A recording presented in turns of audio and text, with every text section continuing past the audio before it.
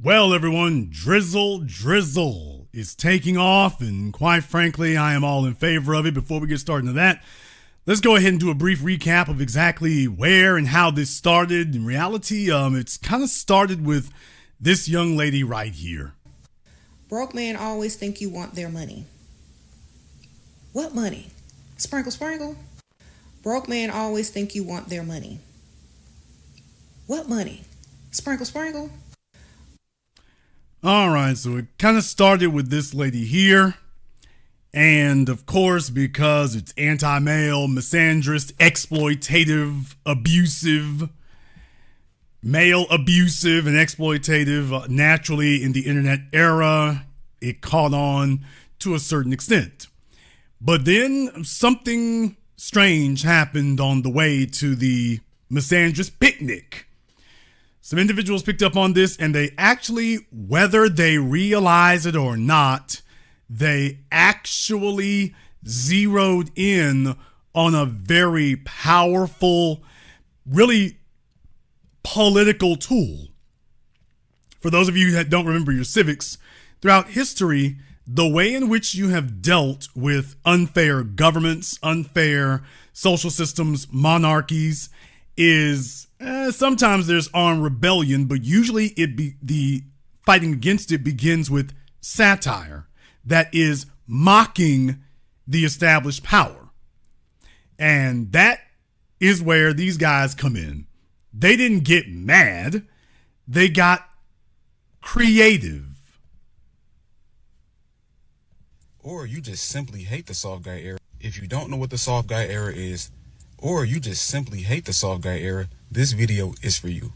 Shout out to my fellow Mark Pollard, for dropping a slideshow on Instagram explaining what this is. So if you didn't know, me and my brother Goody started the soft guy era a few weeks ago, and it's going viral. We have been wreaking havoc on the internet, and so have the rest of y'all. We love the support. Keep dropping y'all videos. Let's keep making them mad. So now we're going into detail on what this is. The idea. Men in their soft guy era want to find high value women who can take care of them in ridiculous ways. Yes, we do. They want us to have money. I want my woman to have money as well. It's only right. Drizzle. The soft guy era is a response to the soft girl era of 2023. It mocks videos in which women demand ridiculous things from men. It twists. All right, let me go ahead and show you an example of what he was talking about there. This is another video from the young lady. I don't know how young she actually is. I do know I see a lot of filters and things. I'm not mocking anybody. I'm just saying, by the way, I think that's relevant. Here's another video from her. Broke men always think you want their money.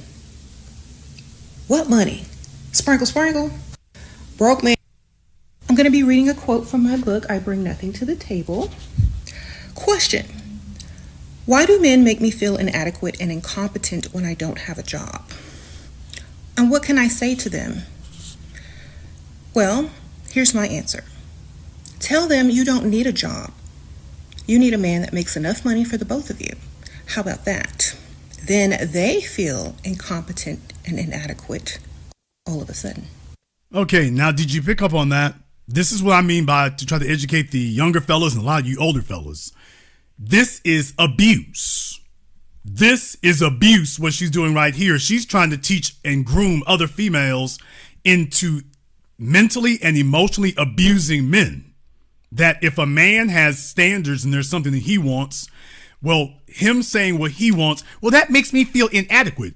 And that the response is, well, here, see if you can make him feel inadequate by telling him that you just walking is the equivalent of him achieving something.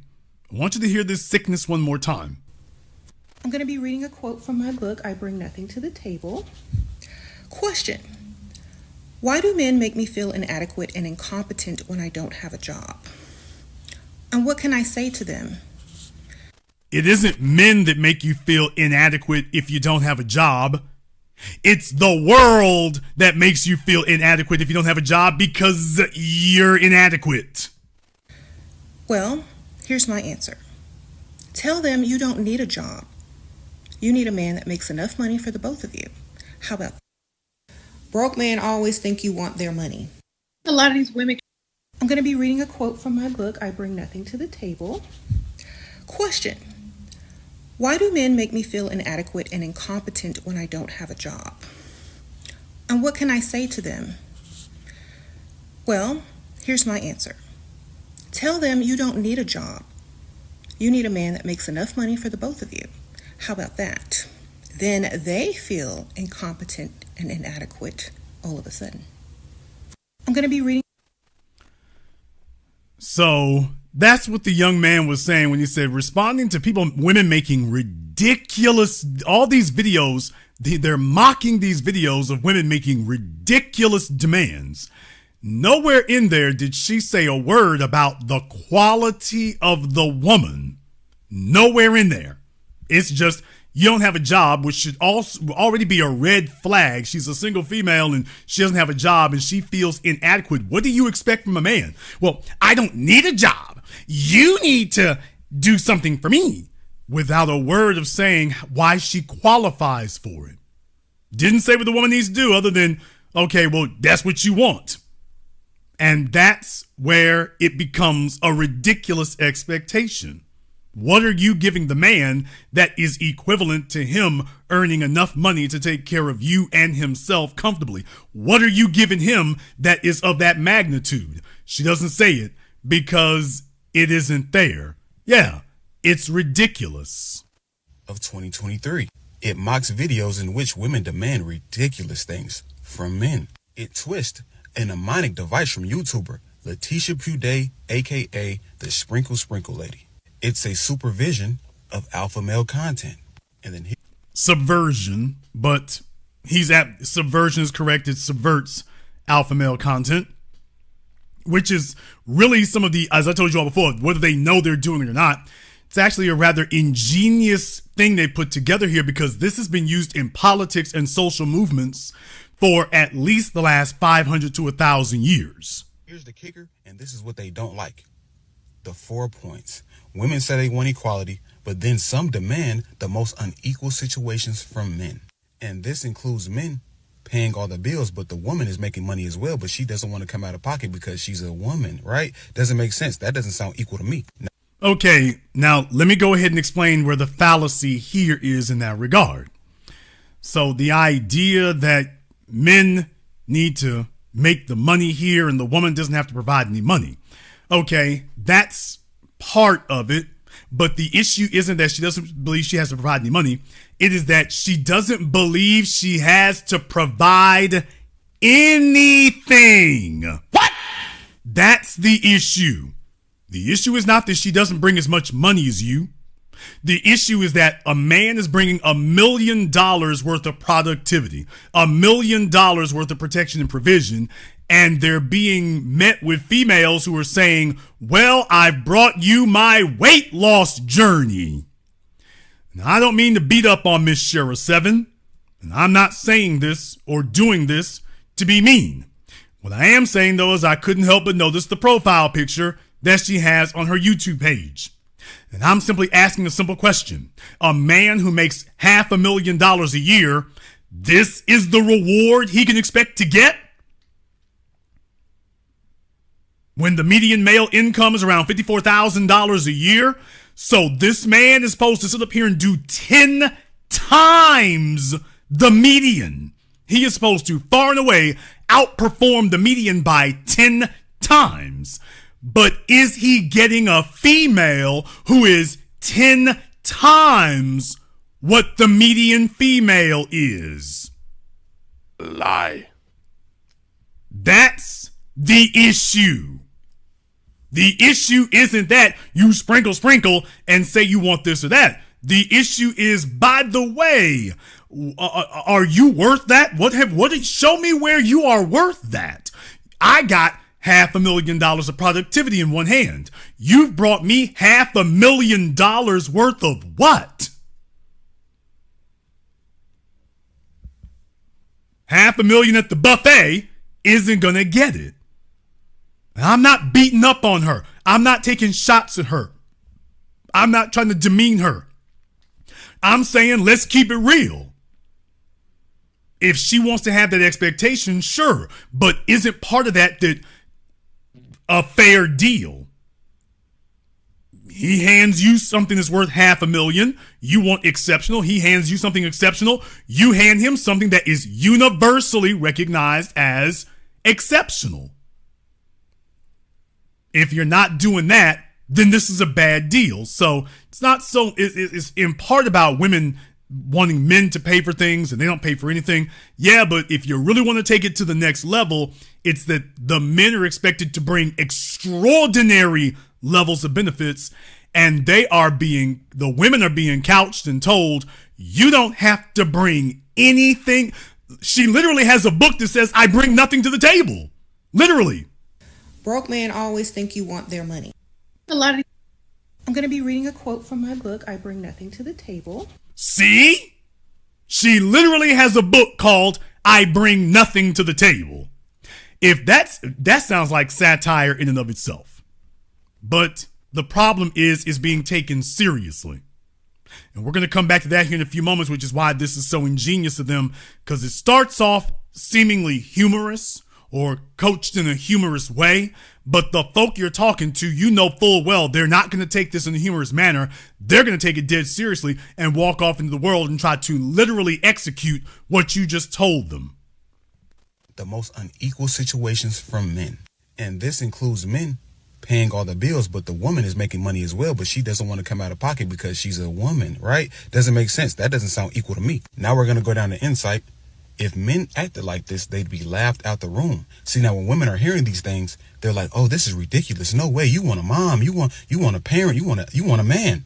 No, we just want what you guys want from us in return. Now on to the advantage. Men believe they bring a lot to the table, so maybe they are now the table. See, a lot of men don't realize they are the table. If a man is paying all the bills, sir, you are the table. You're providing for a woman and your children. You are the table. But a lot of...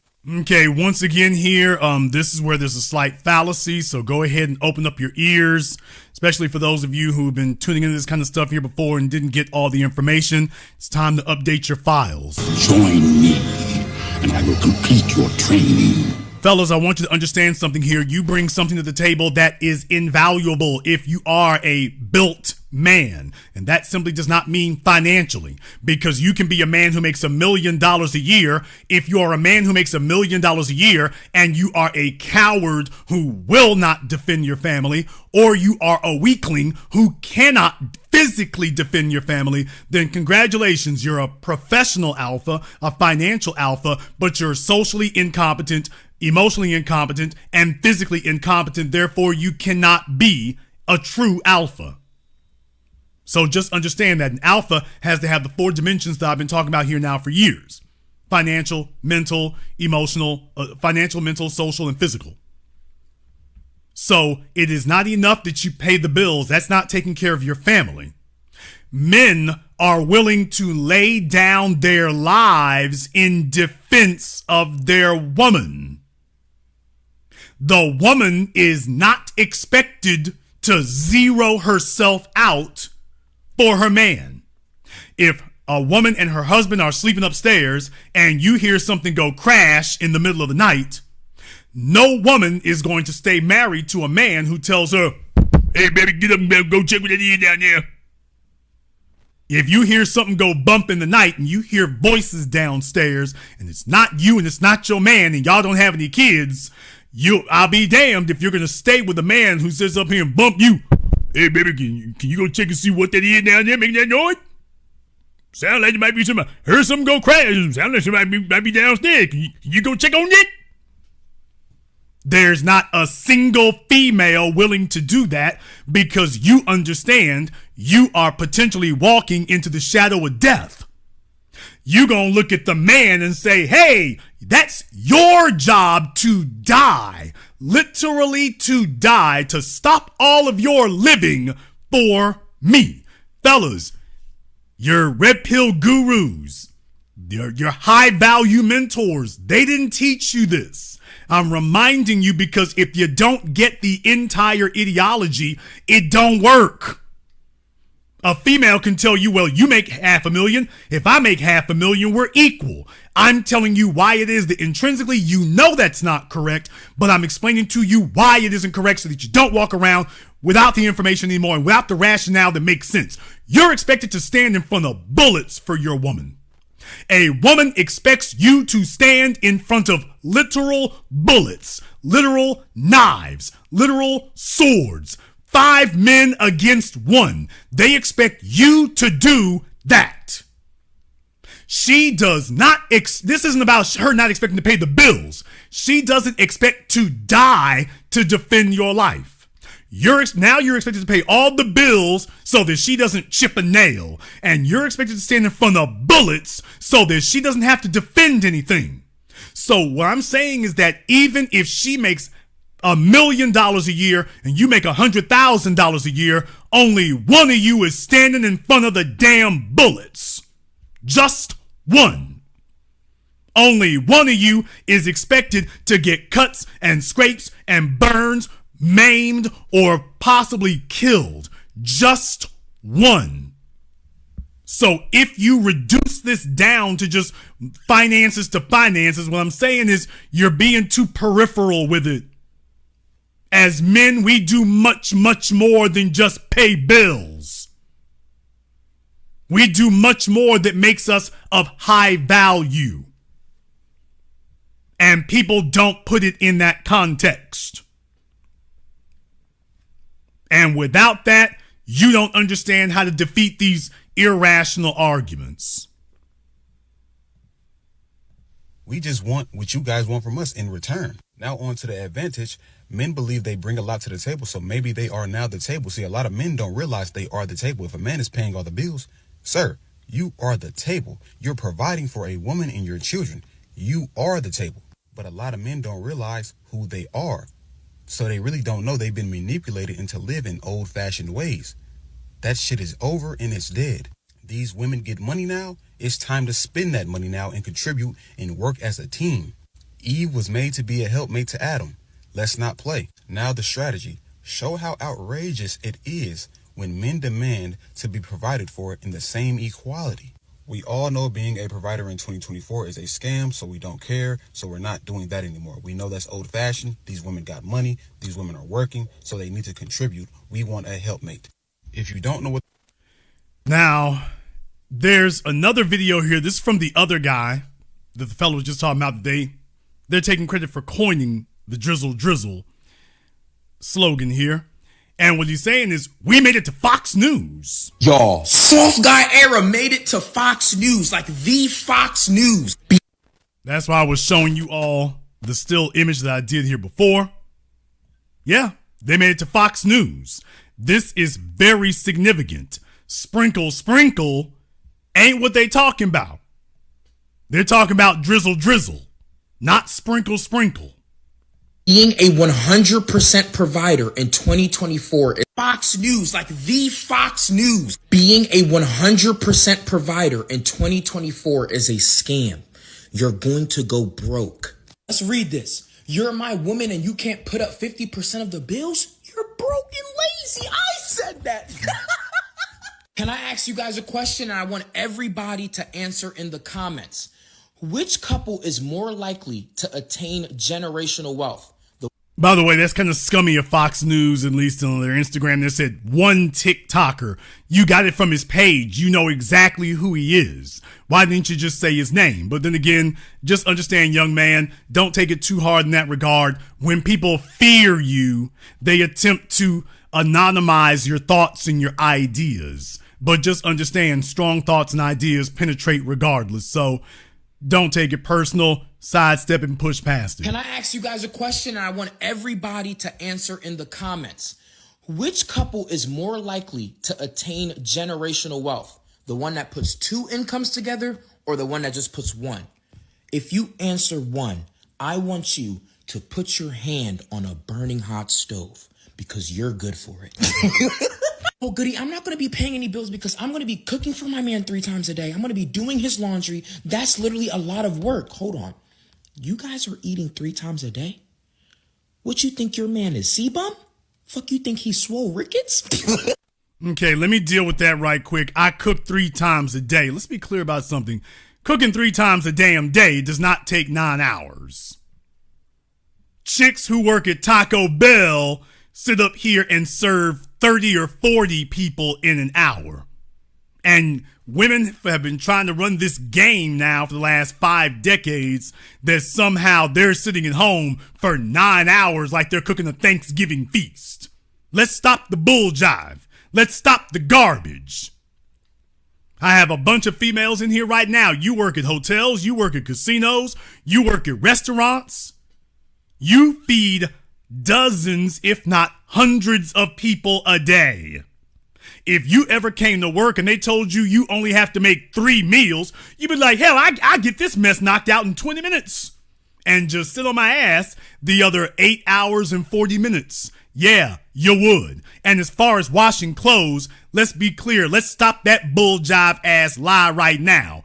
Your grandmama washed clothes. You throw things into a modern day appliance, dump some powdered soap on top of it, and then go back to getting on TikTok. So spare us with the you working and slaving, cooking meals, and washing clothes. All I got to say is, nigga, please.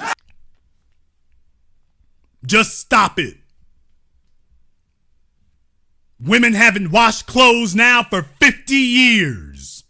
My grandmama washed clothes. That was the last one who did. These chicks sitting up here talking about throwing something in the microwave is cooking. I want y'all to understand where the psychology comes from. Throwing something in the microwave is cooking. Throwing clothes into a contraption is washing clothes. She done got up and walked away. Throw it in there, dump some soap, off she goes. She telling you, she's literally sitting there on Instagram, wasting your income talking about she's washing clothes. Bamming away on the keyboard to her hood rat friends, but she's telling you about how hard she working. Meanwhile, you sitting at the job at the construction site with the crane coming overhead and I-beams that could kill you. You sitting up here at your job with the man standing right behind you while you bamming away on the keyboard with him talking about, hurry up, I need those boards, hurry up. And she's sitting at home, she's done like a kid who's on summer vacation for the rest of her life. And sitting up here telling you that she's doing equal duty at home. While your grandmama is like, wow, wish I could have had some of that. And understand something. The house that I'm going to go there. The house that your grandfather bought for your grandmother was much more modest. The car that your grandfather bought for your grandmother that they shared was much more modest. The neighborhood they lived in was much more modest. You all right now, I got to remind you here because your red pill gurus will not, because they don't know unless they listen to me. They were born yesterday. When you go visit your grandparents, take a look at their neighborhood, take a look at their house, take a look at their car. You can't compare their neighborhood, their house, and their car to the one that you got. You can't compare the two because their grandchildren are doing better than they did. They say doing better. In reality, your life costs a whole lot more and has a whole lot more debt. Your grandmama didn't expect to drive a Cadillac until she was a little old lady doing the ushering at the church. She was like, I'll drive a Cadillac when I'm about 60 or 70.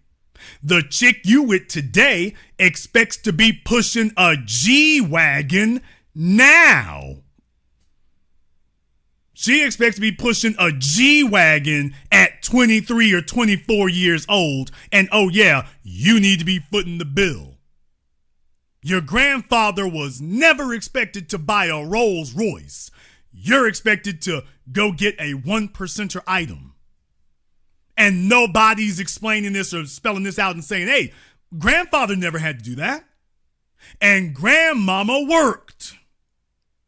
Grandmother actually washed the dishes, didn't have a washing machine, actually washed the clothes, didn't have a washing machine, actually cooked meals, didn't have a microwave, and she worked, and she took care of 9 kids.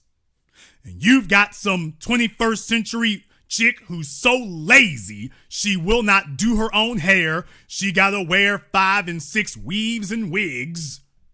By the way, what is that? Oh, let me leave that one alone. She wearing 5 and 6 wigs and weaves. Your grandmama used to go get her own hair done, her own nails done, wash dishes by hand, wash clothes by hand, wash the house by hand, no Mary maids. And you was some 21st century spoiled brat trying to tell you that, like, she's George Jetson. Y'all remember the Jetson cartoons? And if you'll remember, George Jetson, the joke of the show was that in the 23rd or 24th century, whatever century George Jetson was in, that he considered himself to be an overworked manual laborer. And if you'll remember, George Jetson's job was to push a single button. No, just one button. That was his job at Spacely Sprockets. Remember? He would go into his office and his job was, if needed, to push one button. They had one episode where he swore his finger was just so sore from having to push the button. And that's what the hell y'all got right now. Some damn me Jennifer Jetsons. We have a society of Jennifer Jetsons out here, whining to you about pushing the button. I push the button on the microwave. I push the button on the washing machine. I push the button on the dishwashing machine. I push the button on the Ring door alarm. Oh, my finger, carpal tunnel. That's in your wrist, baby. Oh, I feel it creeping down to the bottom of my finger there. Oh, the humanity.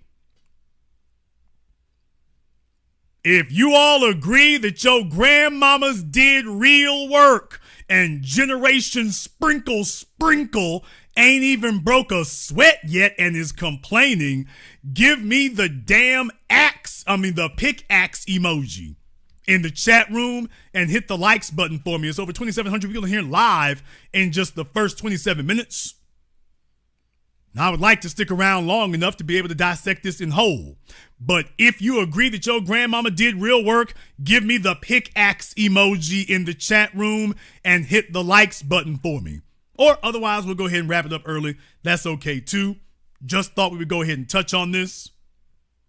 But Drizzle has taken over the national conversation in record time. That's the point I want to make to you. So last year, I wasn't lying. Look, if you're not listening to me, you're so far behind the damn curve, it won't help you. I'm the only person who puts you ahead of the curve because I told you all last year, men are winning. And there were folk who wanted to argue. The men are winning the argument here. Sprinkle was just something on the internet. Drizzle has broken outside of it. And there's a reason that Fox News in particular is talking about it. Because that's your traditional conservative, what they want to call TradCon now, your traditional conservative outlet. They don't want males today to think differently than the males of the past. They want to preserve the socioeconomic paradigm as it has existed. Listen to me. Men are the workhorse of the society. We always have been, we always will be. So societies are oriented around how do we extract maximum labor and effort from the males? How do we get it out of them? Because the women are never, ever going to willingly outwork the men. Never going to happen. So how do we get the males to do that? So you have these news outlets that are attempting to 24/7 gaslight the men into saying, let the women evolve into 21st century unrecognizable creatures and you remain like your granddaddy. You get up every day, you work, you toil, you slave, you sweat, you probably drop dead early in life.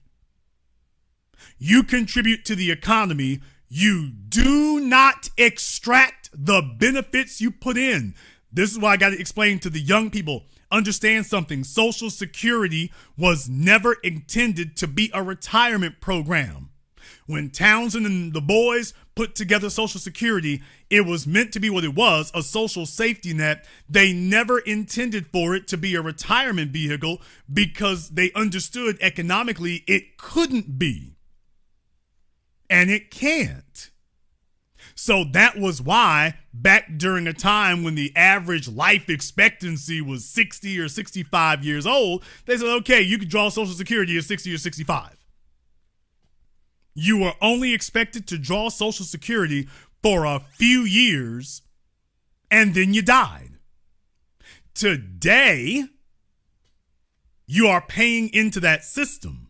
They still want the men to pay into a system for 40 years of their working life and to only be able to draw out 5 or 6 years of benefits. Think about that for a few moments. As a man, you're expected to pay into the Social Security Trust Fund for 40 years of your working life. And then when it's time for you to draw out what you put in, you're only going to get 5 or 6 years of benefits from Social Security before you die. That's always been the game. Always. That was always the way Social Security was calculated to be, and that is the way it is calculated to be today. Today. Not 20 years from now. Right now, as we speak, it's still calibrated that you pay in over the course of 30 or 40 years, and you only draw out for maybe a decade if you're lucky. That's why they need the males to still adopt a self-sacrificial strategy. Even though you no longer get the deference, respect, or authority that your grandfather got, you're expected to do more than your grandfather, put in more than your grandfather. No, anonymous lady, it is not the same for women. It's never been the same for women because women have always been having easier jobs, easier lives, longer life expectancy, and technically speaking, when they married their husbands, if the husband dies first, she gets his benefits. No, it has never been the same for women, ever. And if it were, women would have revolted against Social Security. Women would never allow a law to get passed that holds them accountable and tells them you have to do what men do. You have to do your fair share. They only back laws that say the men have to do way more than the women. Soon as men start talking about fair share, the women start screaming chivalry. Hey, we don't need fair share. I's a woman. So no, women have never honored that. And the system has never required it. If it did, women would be required to wait an additional 5 years before they could draw Social Security. So the men can work to 65 and the women can work to 70. The women would never allow that.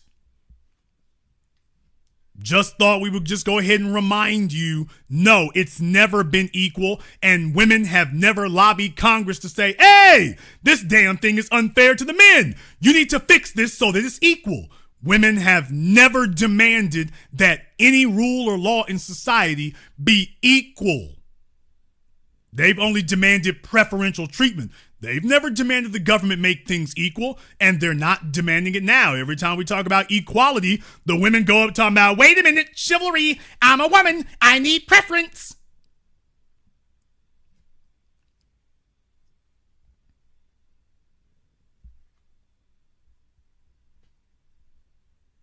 Okay, so I just explained it to an anonymous lady. She's trying to play dumb, so she's trying to play dumb because facts are troublesome things to deal with. Life expectancy is what makes Social Security work.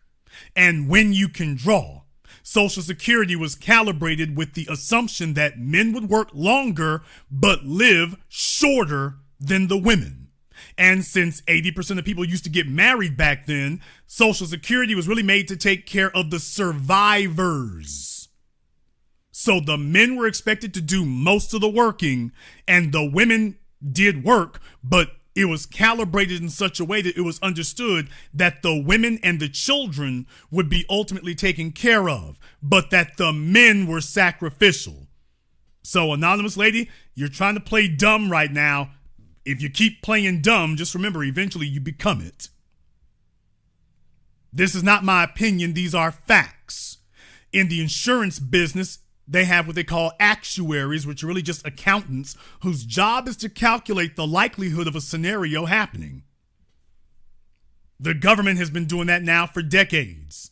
That's why they made Social Security, because they could calculate how long you would live, how soon you would die, how many people were going to withdraw benefits, and how many withdraw it early. And they saw, yeah, the women will live longer, and the children will outlive everybody, and the men will go first. Calibrate this thing so the men do all the work and don't withdraw most of the benefits, because if the men withdraw their full benefits, there won't be enough money left. So it's just like insurance. It's just like insurance. People, all of us who pay insurance, you pay car insurance, you're paying way more than you're ever going to get out of it. You're paying every month for car insurance. You ain't having a wreck every month, but you're paying in every month. If you're like me, you've paid in for decades, never got a dime. I'm paying for all the jackasses who are out there having accidents because I've paid for decades and I've never filed a claim. Never. Well, guess what? Social Security is calibrated to be the same way. We need people to pay in much more than they draw out, which means we're going to need a bunch of you to pay in. You'll pay in $200,000, but you only draw out $75,000 or $100,000. And then the rest of it stays in the trust fund to go pay off some other schlub. Or most likely the woman you're married to. Most likely it'll go to pay her. And she knows it, which is why old women love Social Security. Yeah, because it gives them preferential treatment. If they had to work the same way as men, they wouldn't want it anymore.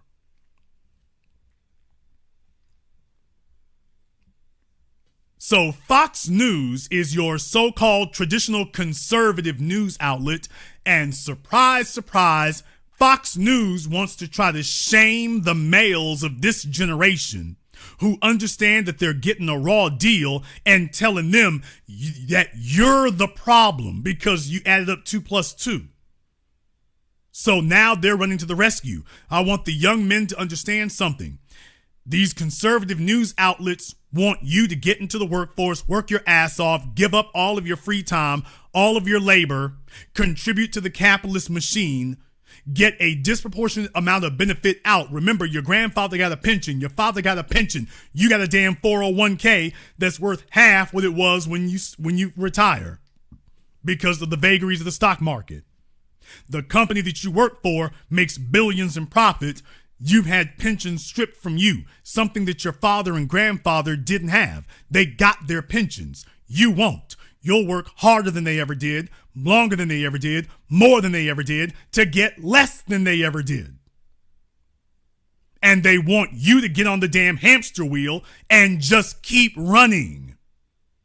Because men keep the system going. Because we are expected to sacrifice ourselves in the eyes of these traditional conservative news outlets. They want you to stay in their workforces and feed the capitalist machine. They want you to stay in these uneven marriages and feed the court system, which is a racket and a profit maker. They want you to join their militaries and go fight their wars. And go die in the desert of some place you never heard of before. And if you thought to yourself, by the way, that kind of sounds like Game of Thrones, when you were just going to be grabbed up by whoever the king was and sent off to war somewhere to go fight some people you never heard of in a place you never heard of and go die someplace you never heard of. Well, yeah, here you go. Oh, yeah, and how do they entice a bunch of you to sit up here and join their military? Oh, we'll take care of the heifer you had the kids by, and we'll buy you a house. We'll buy you a house and we'll get you a chick here and you give us your life. I want the men to think about this. Women don't serve in combat roles. And remember a few years ago when all the females were screaming and panicking that we're getting ready to change the law so that women have to join selective service. The women didn't jump up around America and say, yeah, we want equality. The women didn't say that. The women were all on social media saying, oh, hell no, I don't need to join no selective service. Meanwhile, every single male in here, myself included, had to sign up for the draft, now renamed selective service, when we were all in our last year in high school. But none of the females have demanded equality. Sprinkle, sprinkle. None of them were demanding that. And when we brought it up, all of a sudden they took off their damn... You couldn't find an equal independent female anywhere in America when it was time to get all of them to sign up for selective service. All of a sudden they were sitting up here complaining and criticizing the government and saying, how dare you try to make us sign up for selective service? Not a single female, not a one in here was trying to be equal that day. They were, ain't that for the men? Excuse me, it's your country too that we're defending, isn't it? Well, that's the men supposed to do. So no, for anybody who wants to lie through their teeth and try to pretend, well, Jason, women ain't never sat up here and tried to get no preferential treatment. You get preferential treatment every day. Selective service, Social Security. We can go down the list. You've never demanded that the government treat you equally. Never.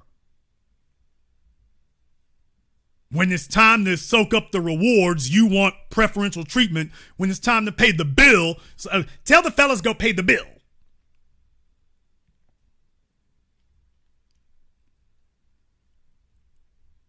So when Fox News jumps up and starts doing this, just understand what that means. They want the young men to repeat what the old men did, even though the young men are now waking the hell up and realizing, hey, we're not getting the benefits that the old men got. Y'all running a racket. The old men had authority. The old men had benefits. The old men could make 5 or 6 bastard kids around town, and it wasn't even a crime. Today it's a crime. The old men had benefits and authority and deference that we don't have. So I am happy that these young cats are taking a look at this, and I want to explain to you how the mechanisms work, because these other folks don't understand how the mechanisms of this work, and I want you all to hear this. First of all here, I want you to get, this is what happens when female shaming tactics don't work. Drizzle started as an alleged joke. Remember? Started as a joke. But I want you to understand that's not actually what it was. That's not actually what Drizzle was. The young men who started this didn't understand that that's not, they didn't start a joke. What they started was satire. And by the way, my likes are a little low, so folks not liking the program tonight, okay, sprinkle. In any case, let me go ahead and say what I got to say before I finish.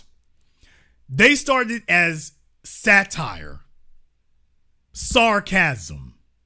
And while satire usually has an element of humor to it, that's not the same as being a joke. However, even if you take it as a joke, that's the brilliance of it. If something is funny, that means it's caught on. That's the whole point of it. Sprinkle wasn't funny. Sprinkle was a damn insult. It was a slur. Sprinkle was an anti-male slur. That's why it didn't catch on the way Drizzle did. Drizzle caught on and took off. Sprinkle hasn't done it and can't do it. Drizzle has eclipsed Sprinkle literally now. Because it caught on. Do you all understand that multi-billion-dollar corporations pay billions of dollars a year to marketing executives, marketing companies, advertising agencies for the specific purpose of giving them away for their product or service to catch on? Do you realize that? Companies pay billions of dollars a year. They pay millions of dollars just during the Super Bowl alone for a company to give them away for their slogan, their product, their service to catch on in the popular consciousness. If you can make something funny, it's caught on. That's hard as hell to do. And if you make something that's caught on, then all you have to do then is just keep pushing it. It's just keep pushing it. So these young men, unbeknownst to them, they may not have known what it was exactly they were doing. They might not have known the historical context of satire. People's satire has brought down governments. Let me remind you all, satire has brought down governments. Satire has toppled regimes. Being able to mock the aristocracy and mock the ruling class, that's the first. When people don't take them seriously, it makes it a lot easier to physically overthrow them. That's why you see places like China, Russia, Saudi Arabia. You're not allowed. It's punishable by death for you to mock the government. Because they understand, hey, this is a European concoction here. This is a European invention, this satire thing. If you make a laughing stock of the leaders, then that's the first step to the leaders falling off and being knocked off. That's the first step. Whether it was the British monarchy or whether it was Tammany Hall in New York, being able to mock them is the first step to physically overthrowing them. If they cannot be taken seriously, then everyone rises up in rebellion against them. That's why satire is powerful. That's also why it's deadly. Drizzle succeeded where Sprinkle could not.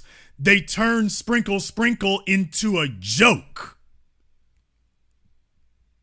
By acting as if they were serious, and they were serious in what their intent was. These fellows with Drizzle were serious in their intent, but they framed it as a joke. People remember the Ku Klux Klan began as a joke. What?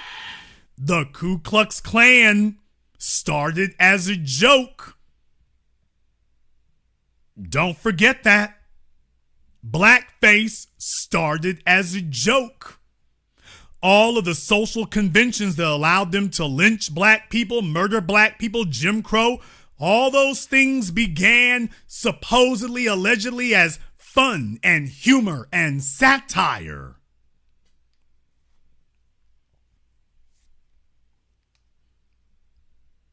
Remember that. Black people have been murdered wholesale in this country behind things that were started as allegedly a joke. Pepe the Frog, the OK symbol, from people who knew they were deadly serious about what they were saying and what their intent was, but the communication vehicle was supposed to be humorous. And what I'm saying is these young men with Drizzle have tapped into the historical strategy of satire, whether they realized it or whether they didn't. They were serious in what they were saying, but they understood that the vehicle couldn't be deadly serious. The vehicle had to be something that was so outlandish, so pretentious, that people couldn't help but laugh. At the same time, they had to process, by the way, it's funny because the women been saying this forever.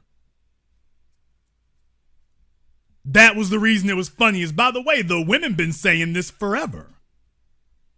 So doesn't this really put a spotlight on how ridiculous what they're saying is? And all of a sudden, the conversation changed.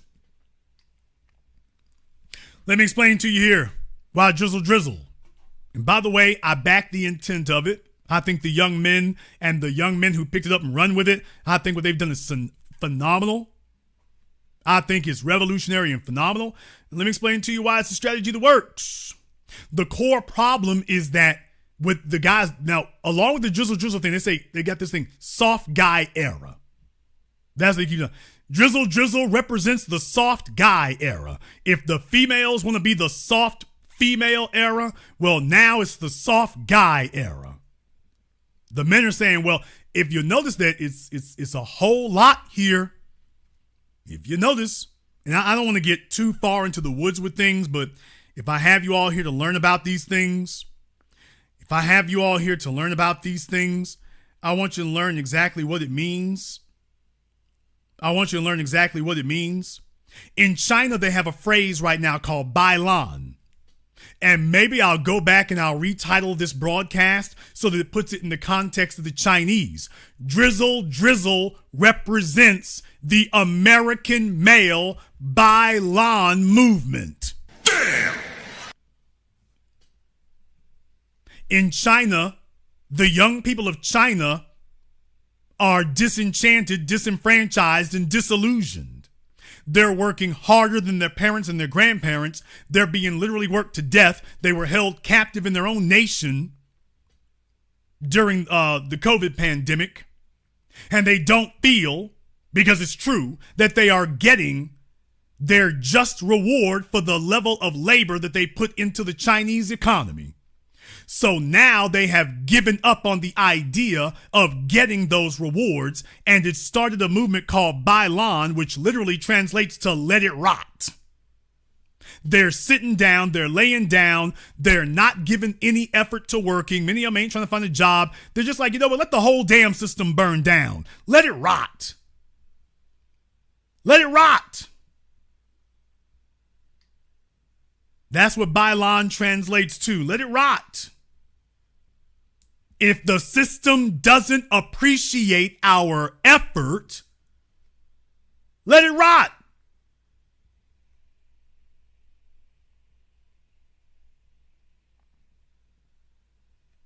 Let it rot.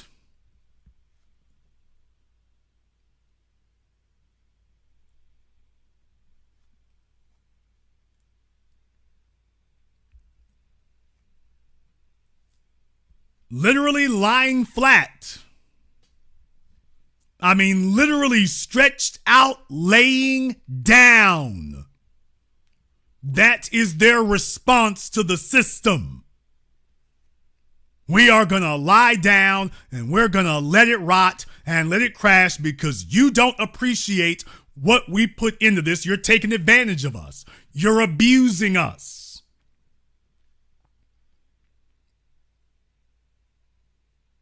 And right now, that is what you are. That is what the drizzle thing is. Socially, the males are saying, since we're not getting the level of respect that we're supposed to get, let it rot.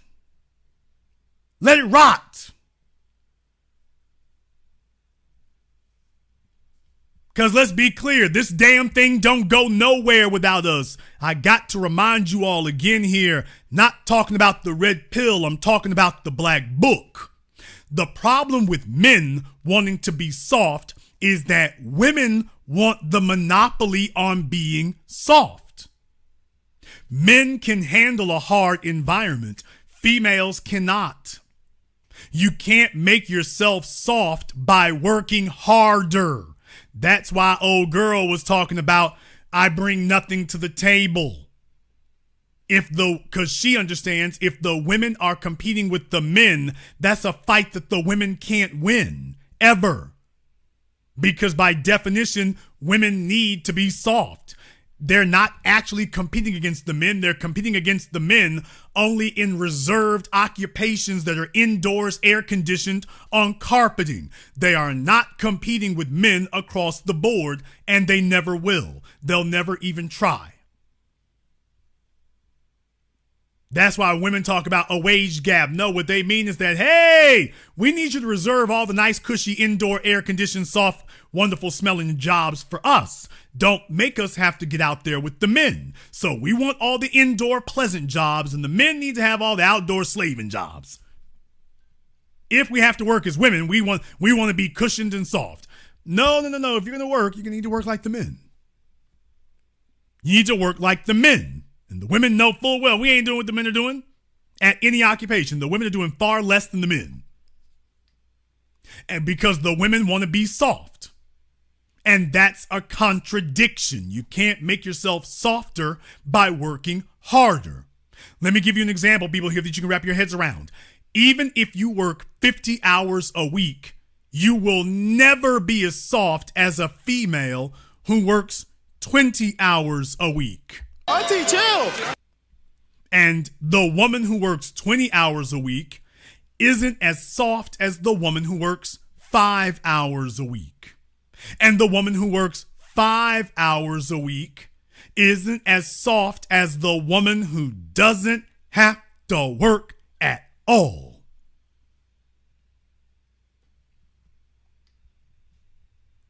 So you can't be a working woman talking about you're cultivating your softness. I don't care. You're working too many damn hours. Somebody else is always softer than you. They're always softer than you, and you're always going to be harder than them. So what that means is that the only way that a woman can actually experience true softness is if she finds a sacrificial lamb who is willing to sacrifice himself for her. Ain't that right? Question. Why do men make me feel inadequate and incompetent when I don't have a job? And what can I say to them? Well, here's my answer. Tell them you don't need a job. You need a man that makes enough money for the both of you. How about that? Then they feel incompetent and inadequate all of a sudden. And by the way, doesn't she just seem so nice and friendly? Wouldn't you love to have that? So, yeah. Yeah, that working thing and softness thing don't correspond. They don't mix. They don't mix. So the only way that a woman can actually achieve true softness is she got to find somebody who's going to sacrifice himself for her. She's got to find somebody who is going to sacrifice himself for her. So all these YouTube channels sit up here trying to sell these scams that they're going to teach you that there are all these self-sacrificial men out there, and the danger of the drizzle thing is that it's telling males, yeah, get out of the self-sacrificing business. It ain't worth it. And you know what? They're right. It isn't. It's not worth it. What is it that you get in return that makes it worth that? Tell me what it is you're actually receiving that's worth that level of sacrifice. I'm not gonna lie, anytime I eat 3 times a day, I say, whoa, aren't you greedy today? Yo, not for real. My guy, Eddie Abu, he said, y'all should just be eating once a day. Eggs and some beef, right? Like, let's be real here. Everybody pay attention to what Mark said. We all know being a provider in 2024 is a scam. So we don't care. We're not doing that anymore. Mark said, we all know being a provider in 2024 is a scam. And some beef.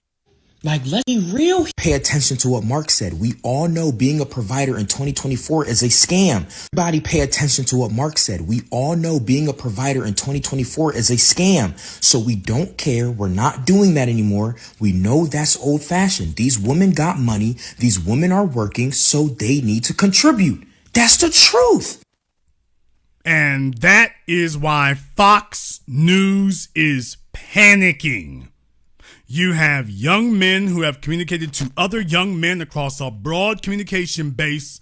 Yeah, that provider thing in 2024, as it's being propagandized to young males today, yeah, it is a scam.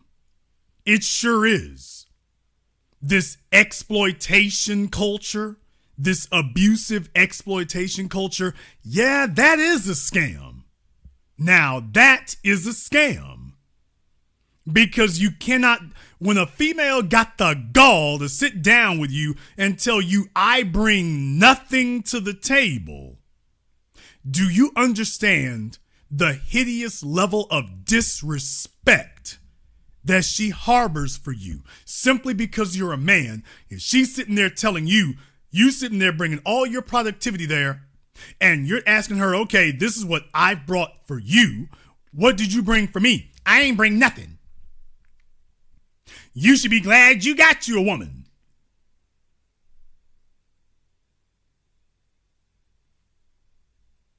And right now, it's picked up a head of steam with the Drizzle thing. And I'm just letting you know right now, even if you treat it as a fad, it has gone as far as it has, as wide as it has, as quick as it has, because it's caught on, because there is fertile soil. Most of the young males out here today identify with it. They understand it. They understand it. That's the difference. They picked it up and did something with it. Unlike another so-called movement, by the way, this is not the Passport Bros movement. Oh, I said it. This is not the Passport Bros movement, because this is a power move. Jason, how is this a power move? This is a power move. I want you all to understand this. This is a power move because Passport Bros is like fleeing from your homeland. And you never saw a person who ran and became more powerful. Drizzle is like, and we ain't going nowhere. We're making a stand. We're going to tell you what the rules are. Now that's a power move. It's not a power move to get up and run. It's a power move to say, I'm staying right where I am, and I'm going to tell the women what they're not going to get. That's a power move. Oh, hurting some feelings here tonight, but by the way, hey, nigga, math is math. 2 + 2 = 4. Yikes. That is a power move. Standing on your square. Spelling it out in no uncertain terms and saying this what it's going to be. That's a power move. Making your own vocabulary. That's a power move. Defining it on your terms. That's a power move. Standing in the face of adversity. That's a power move. Refusing to compromise despite criticism. That's a power move. That's a power move.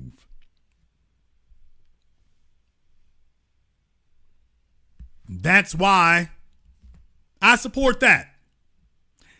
I support it because this is really a boycott thing, but I think it's a very good idea. It's a very good idea that the fellas are saying, if we're not going to receive the quality of female that qualifies for the level of work and effort I'm putting in, then yeah, we're not going to settle for anything at all then. That this is what it's going to be. Now, last but not least, the Drizzle movement, as many people have observed, didn't Jason Black talk about this starting like 8-10 years ago? Didn't Jason Black give it the term paying tribute? Didn't I give it that term going on a decade ago now? That it's paying tribute. I've always said that. I was the guy who said that from the very, very beginning here, that is paying tribute. Paying tribute is not the same as 50-50. Well, Jason, what's the difference? Paying tribute isn't 50-50. Paying tribute is 100-100. Let me say that again. Paying tribute is not 50-50. Paying tribute is 100-100. I don't expect a woman to do the same as me because I always expect that I'm going to outperform. At least that's the burden I put on myself. But if I'm giving 100% of me, she got to give 100% of her. And fellas, there's a reason why this is essential. You want to know why the suicide rate's going up among other reasons? You want to know why? And yes, I use the language. Other folks sit up here and cower and hide from it. I don't play by no damn YouTube rules in that regard. So I can use some forbidden language if it conforms to my standards. You want to know why here? Let me go ahead and take a few moments to remind you to make sure that you're in the right place here, because it's time for you all to update your files. The problem with the red pill is that a lot of it is based on a bunch of faulty, bogus pseudoscience. Rollo Tomasi and the red pill community are always trying to find some scientific basis, and all they come down to is their interpretation of evolutionary psychology, and it's wrong. Let me explain to you why, and I've explained this here last week, but let me explain to you one more time. Why it is essential that men have them pay tribute. Fellas, it's essential that they pay tribute, because that's the reason that most of you are angry, upset, carrying heartbreak, in some cases, offing yourselves because a relationship with a woman didn't work out. But do you know why it was? Well, what you say is, well, the woman just got up and left. Jason, how could she just get up and leave so easily? Rollo and friends will tell you some garbage about war brides, which was really only a niche in world history confined to certain parts of Europe and Asia. And then they project that on the rest of the world as a whole. And it's wrong. It's false. There's a much simpler answer that explains why it works this way in every society with every male-female relationship on the planet. And the reason is because women are able to leave a relationship seemingly easier than men, because in any relationship, we recognize that usually one person is more invested than the other person.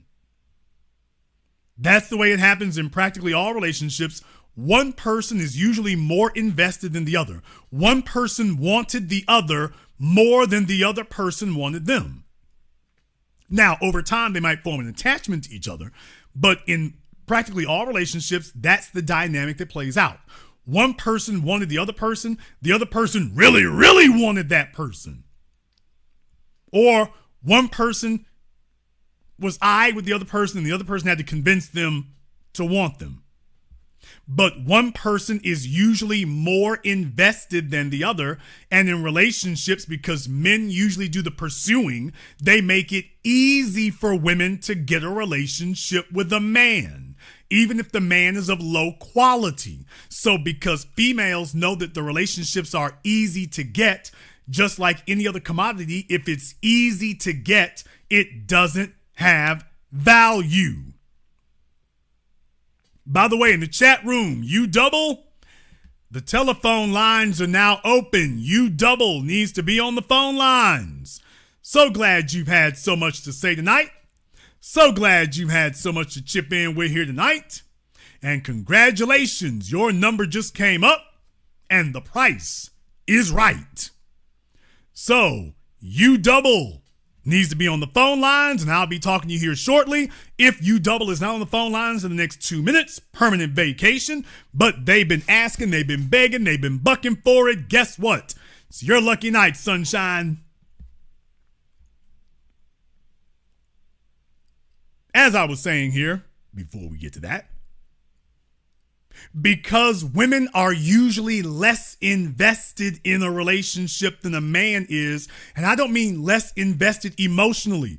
I mean emotionally, financially, physically, socially. The men pursue women, and then once he's, quote, got her, he keeps the same level of work and effort going.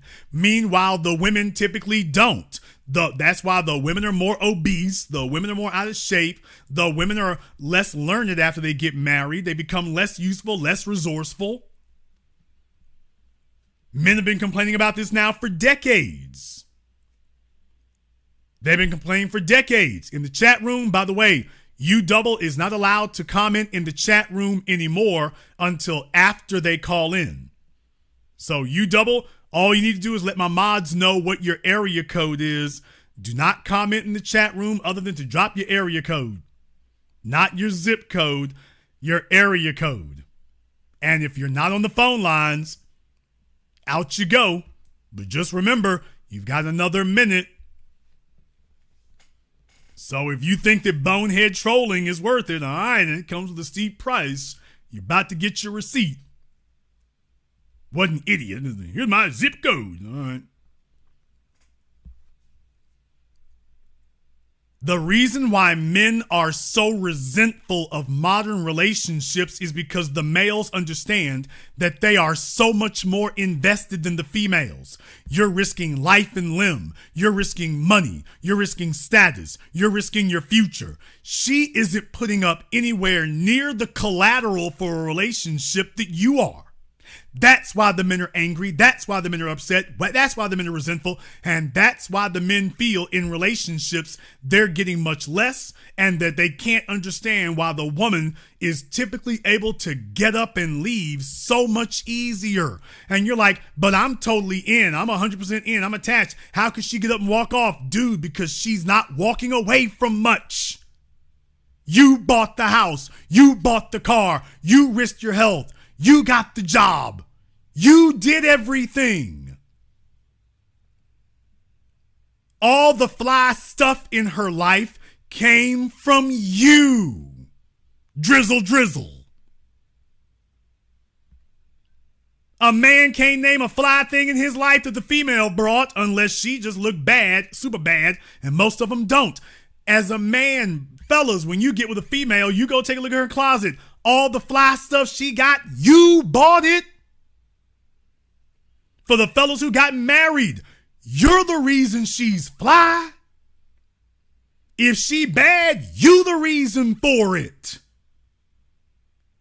She got a raggedy ass sweatsuit, jogging pants up in there, and a Coach bag.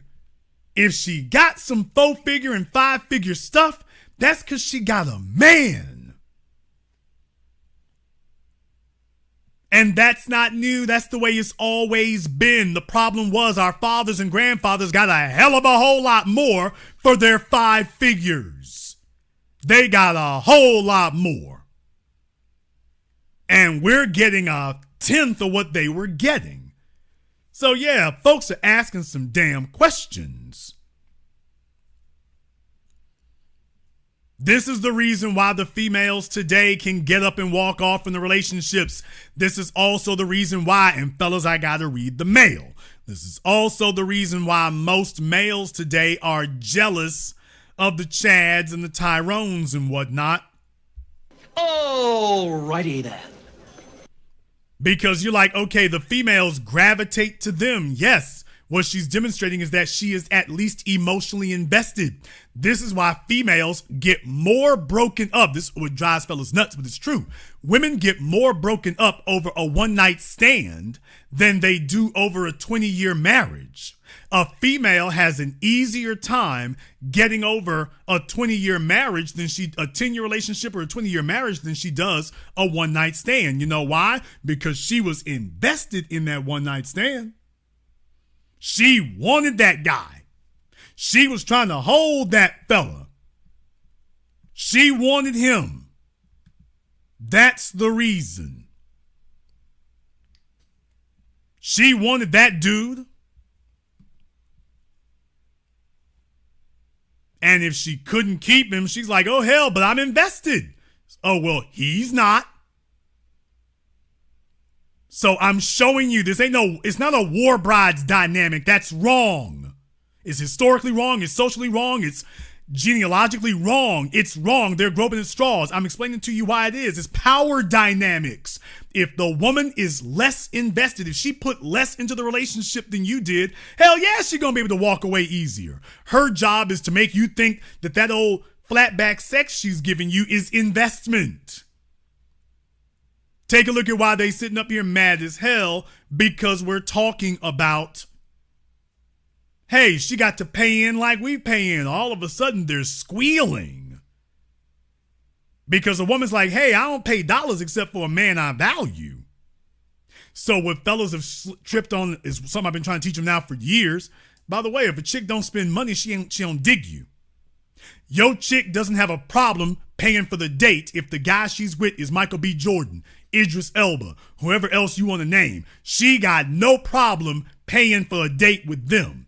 You show up and all of a sudden you got to pay for a house, got to pay for a car, got to pay for shoes, got to pay for handbags. And she's barely returning your phone calls. She's showing you, yeah, you have to invest in me. And I won't invest in you, but I will respond some, but I'm not invested. Recognize what the game is, fellas. Let's get over here to the telephone lines, and if you double is not on here, out you go. If they haven't given their area code, not your zip code, dummy, your area code, out they go. Let me get caller from area code 713. You're on live with the business. What's your name? Where you calling from? Jason, it's Tony in Houston. All right, Tony in Houston, what's on your mind? I really enjoy these particular topics. Being a 68-year-old black man, the men that I'm talking to, or the men that I'm wondering what the hell's wrong with, are 18 to 40. If you get past 40 and you're a man and you want to get involved with a woman, marrying her or doing anything else, you deserve the hell you'll get. So I'm talking to those men. You have said everything correct. Women have not changed.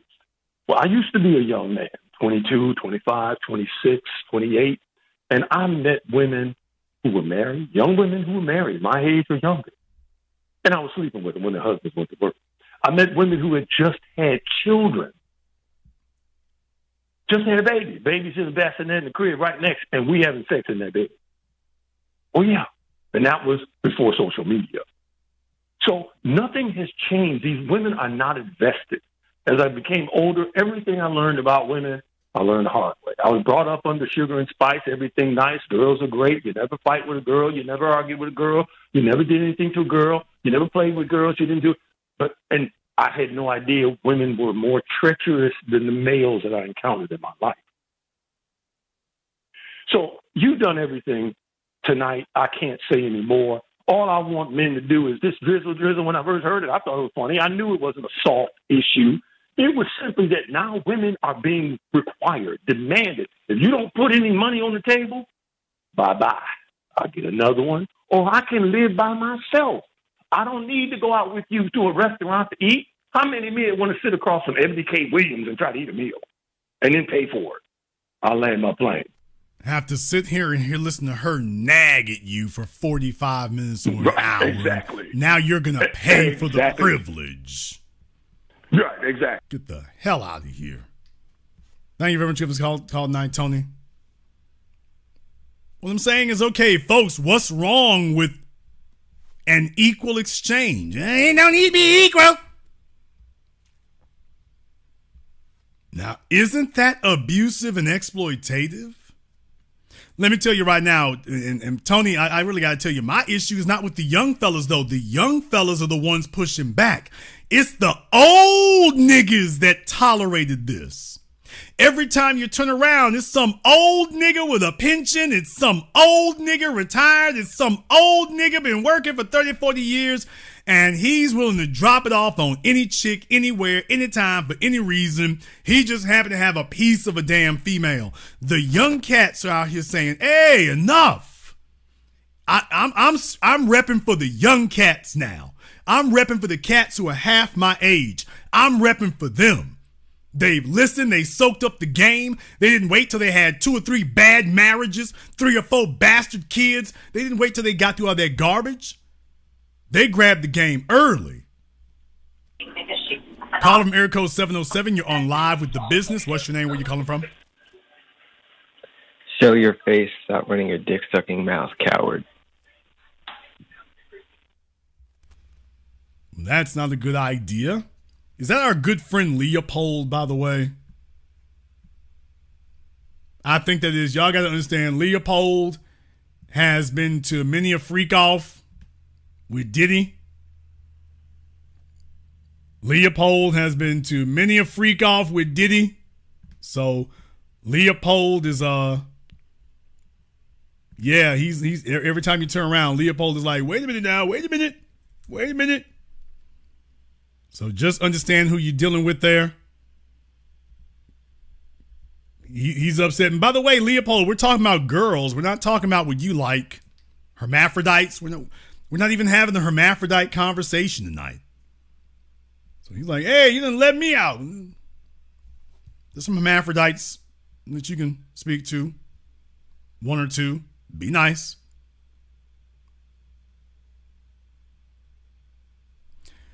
Let me go ahead and get over here on Zoom.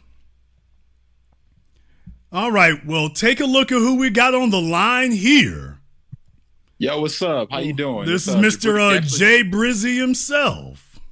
Yeah. I was like, I gotta listen to this. This is actually pretty dope. I was like, man, they talking about the movement. Well, you've done a hell of a bang-up job, brother. Now, in your case here, you actually did another video that folks passed around heavy. So once it got kicked off, you did the video that went viral on TikTok. So why don't you go ahead and explain to everybody, how did you take this Drizzle thing? Did you take it the way I'm saying that you understood it? You took it as satire, but you said, hey, but there's a serious tone to it, or was it just all a joke for you? I took it as satire first, but I was like, you know what? They actually got a point, because realistically, women, they want a relationship out of their mouth, but when they can't follow a man's instructions, it ends up becoming a friends with benefit situation in the long run, because you have a woman around you that you really can't function and operate with.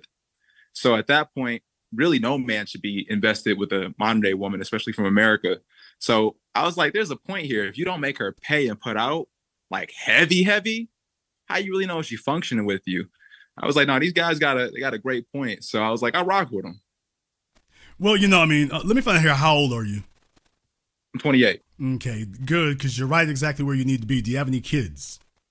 Nah, none at all. Okay, that means extra hate for you. That means extra hate. My man TK Kirkland said, if a woman doesn't have a ring or a baby with you, she doesn't have power over you. And what I want you young men to understand is that it's a cold ass game, but the truth is everybody is trying. If you are a young man with his money straight and no kids, you are the most valuable asset on earth. You are the workhorse. A woman is never going to work as many hours as you, ever. You're willing to work overtime. You want a $100,000 car, you willing to go work for that. A woman is never going to work to get a $100,000 car. She's going to try to find a dude who got it, or get somebody to kill over dead with an insurance policy. But she is not going to work those hours. You will, which means that if there is going to be an elevated lifestyle, it's all going to be on your shoulders. And I'm glad you young fellas are picking up on, you know what? Everybody's going to be expecting me to carry the freight. Is the reward that I'm getting proportional to the burden you're asking me to carry? And I'm glad you all are waking up now and realizing, yeah, the reward's not equal to the burden you're being asked for. Nah, and you know what's nuts? I speak with older men. You said it's really the older dudes who put up with it is really what's the problem. And I was like, man, I can't tell you how much advice I've gotten from older men where I'm like, are you even aware of like what's going on and what has been created? Because most of the men who put up with these masculine women and their behavior or, their attitudes, they tend to be more delicate guys. I mean, I always found it so funny how men can be quite violent and treacherous around the world. But when it comes to a woman, they soften up and their views become distorted about what is actually right. And I'm like, it went on for so long, it's starting to affect the younger generation. I really fear for my younger brother. He's 20 years old, successful young man. But Lord, the level of attitude he has to put up with and the audacity from the women he has to put up with, I'm like, this all stemmed from our fathers, literally. Because some of us can even say like our mothers are quite masculine in that way. So we grew up in the household witnessing what it was going to what was the word? Conspire into. Well, I want you to, if I can take a moment here for the proper historical context of that, because that's key what you just touched on there. You got to understand like I was saying here before, what was required of your grandfather and your father is not the same as what was required of you. The world they had is not the one for you. They could have 5 or 6 bastard kids and leave them on the other side of town. You try, you lose your driver's license. It's a crime for you to do it today. It wasn't a crime for them. STDs wasn't running rampant for them. They're the ones who kicked off the STD epidemics, and you got to deal with the fallout of it. The dollar that you have today is worth a 20th of the one that your grandfather had. A 20th. You're expected to pay. Housing prices have doubled in the last 5 years. Doubled. Your grandfather didn't see a doubling except once every 20 years. You've got it in 5 years. So your dollar is worth less and everything else costs more. That's a hell of a burden to put on you. So what I'm saying is his perspective on sexual access is different from yours because it didn't cost him as much. He's already out the game. These are old dudes who are going to take any old scraggly alley cat who comes along. That's not your issue. You're not going to build a life for an alley cat. You're not trying to figure out how to extend yourself with the damn dregs. And the truth of the matter is, if you check on these old dudes, most of them, they just got some cast off chick from somewhere. She's nothing to write home about. She's nothing special. She looks like something the cat refused to drag in. And he's trying to tell you about how much you should extend of yourself, which is always going to be too much because here's the problem. His money is cheaper than yours. And I don't just mean from inflation. If you're dealing with an old nigga with a pension, that's different from you being a young cat got to get out here and get it. That's different. Thanks. You have to earn that. Even if you wanted to trick off your money like him, you still got to go earn yours. You still got to get up every day, and if you don't go to work, you ain't going to get it. If he's sitting up here dealing with a pension or something, dude, his money is spoken for. He going to get paid every month no matter what occurs. So it's easy for him to say, well, go trick it off and do stupid things. He's guaranteed to get some more. That's not you. That's not you. You want more than him. You want better than him, and it costs you more than it costs him. Do not listen to them. Don't listen to them. These old dudes, they've already cashed out. They just want a peaceful death. They're okay with some raggedy Lizzo sex from somewhere. You're going to have to make a decision if that's where you want to be. So as young men, I advise you, I think you're on the right track with that. The only thing I don't want you all to lose perspective of is it's a great start. I hope you keep perspective of why you're doing it. It can be real easy to go viral and get caught up in the internet thing. But if it's an existential threat when the quality of females is deficient or worse, exploitative. Man, that every female you meet is trying to figure out a way to get over on you. That's not just annoying, that's dangerous.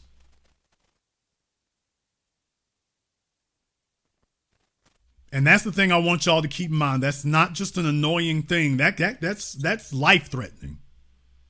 And nobody's treating it like it's life-threatening. They're treating it like it's just annoying. And that's not what it is. I was gonna say something. My bad. I had accidentally had the speaker in this room. I had put my arm on it, and then it turned you onto the speaker. You know what? I think the movement is gonna go far. I think the movement is gonna have a hard time getting distracted from its purpose because we have the power to directly respond with the media. And I think with that being there, it's very advantageous because now, you know, who really has the move is the person who kind of set the chess piece. I mean, the first move advantage, essentially. So I think for the soft guy era, what's beautiful is the women are responding back to the men. And essentially, if you hit first, I mean, you got the advantage. They're just responding back to you all the time. So I think the soft guy era has the upper advantage. I don't think it'll ever really get lost because they can't misconstrue it or anything like that. And I think the thing with the what was it? It was the sprinkle lady, right? And every time men were responding back to her videos, so we were really operating in their frame every time we responded back to them. But now we have our own movement, and they respond back to us. Well, now they're in our frame. You control the narrative.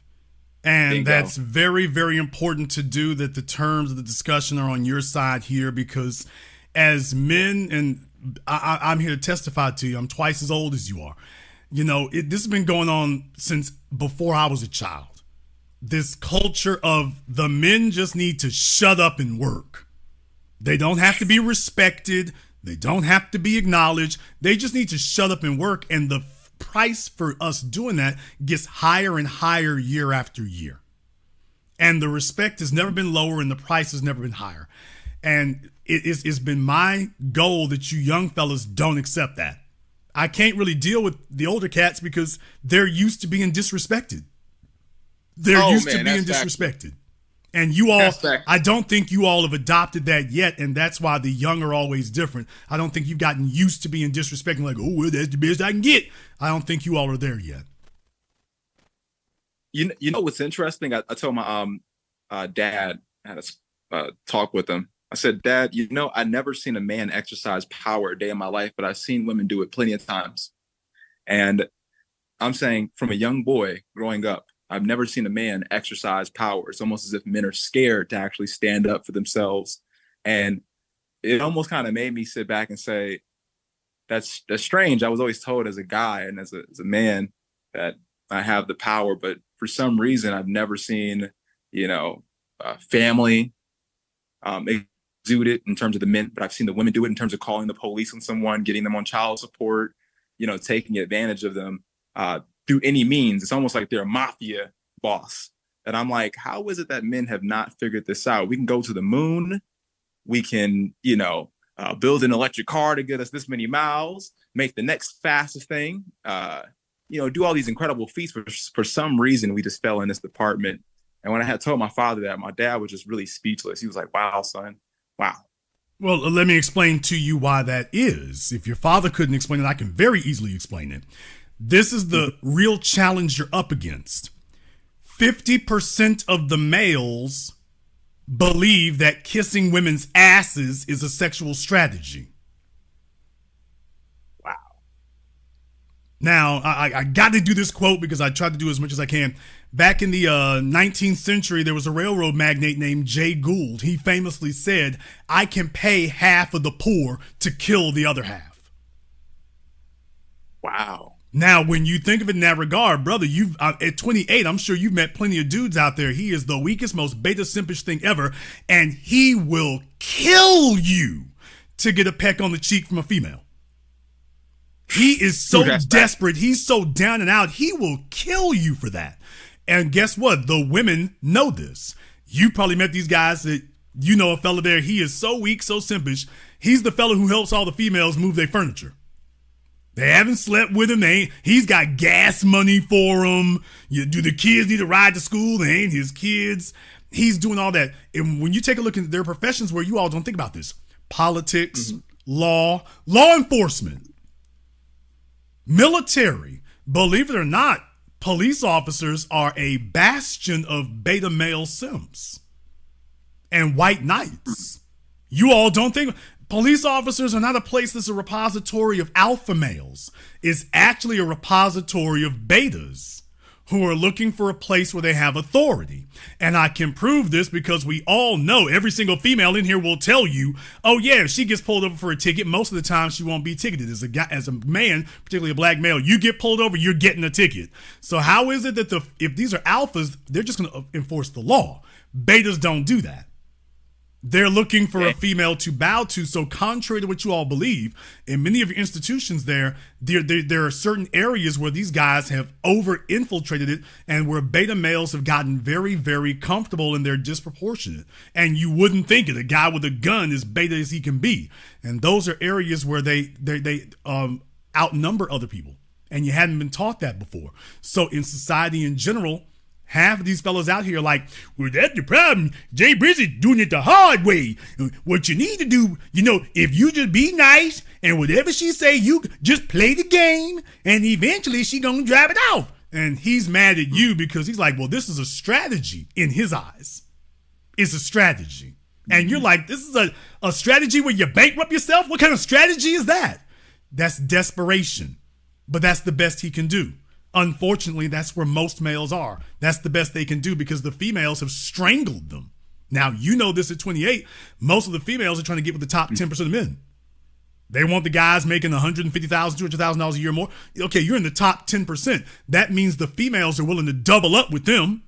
They willing to double up, triple up, side chick, extra wheel. Okay, now you strangled the bottom 80%. You're strangling them. They don't get anything. So you have a top 10% that is spoiled for choice, 10% below that that's in and out, and the 80% that doesn't get a drop to drink. They will do anything. Man, that's that was some powerful stuff you just laid down right there. That makes a lot of sense.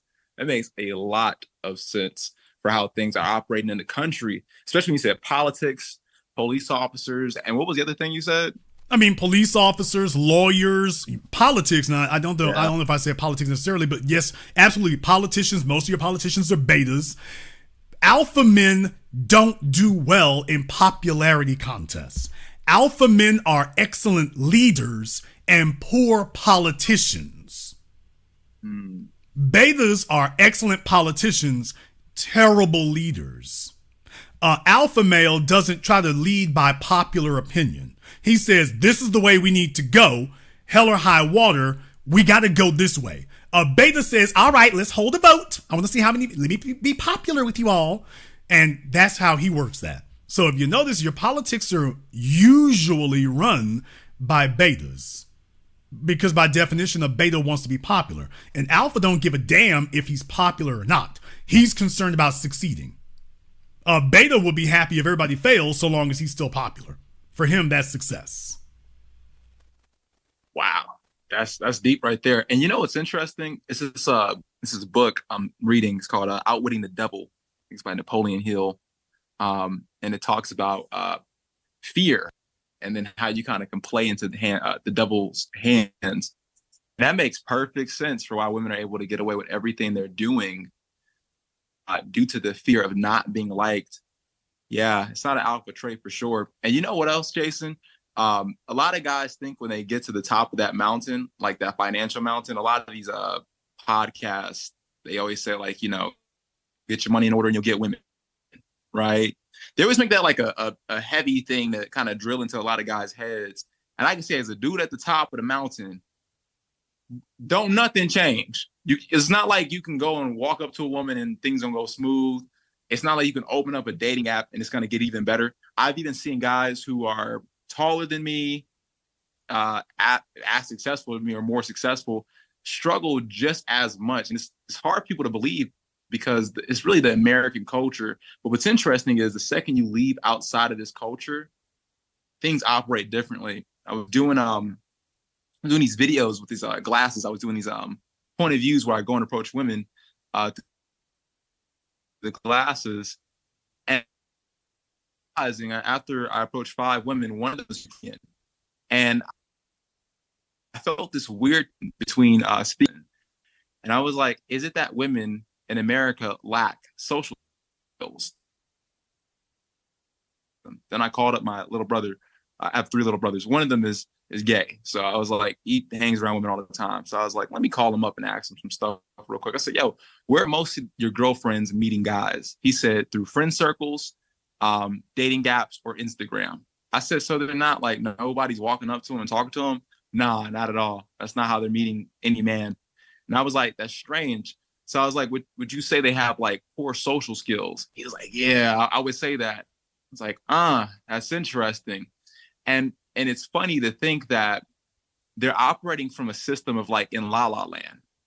And like they want things to happen like The Notebook or like a romance novel. So if you approach them directly, right, you're almost exemplifying yourself to be the main character.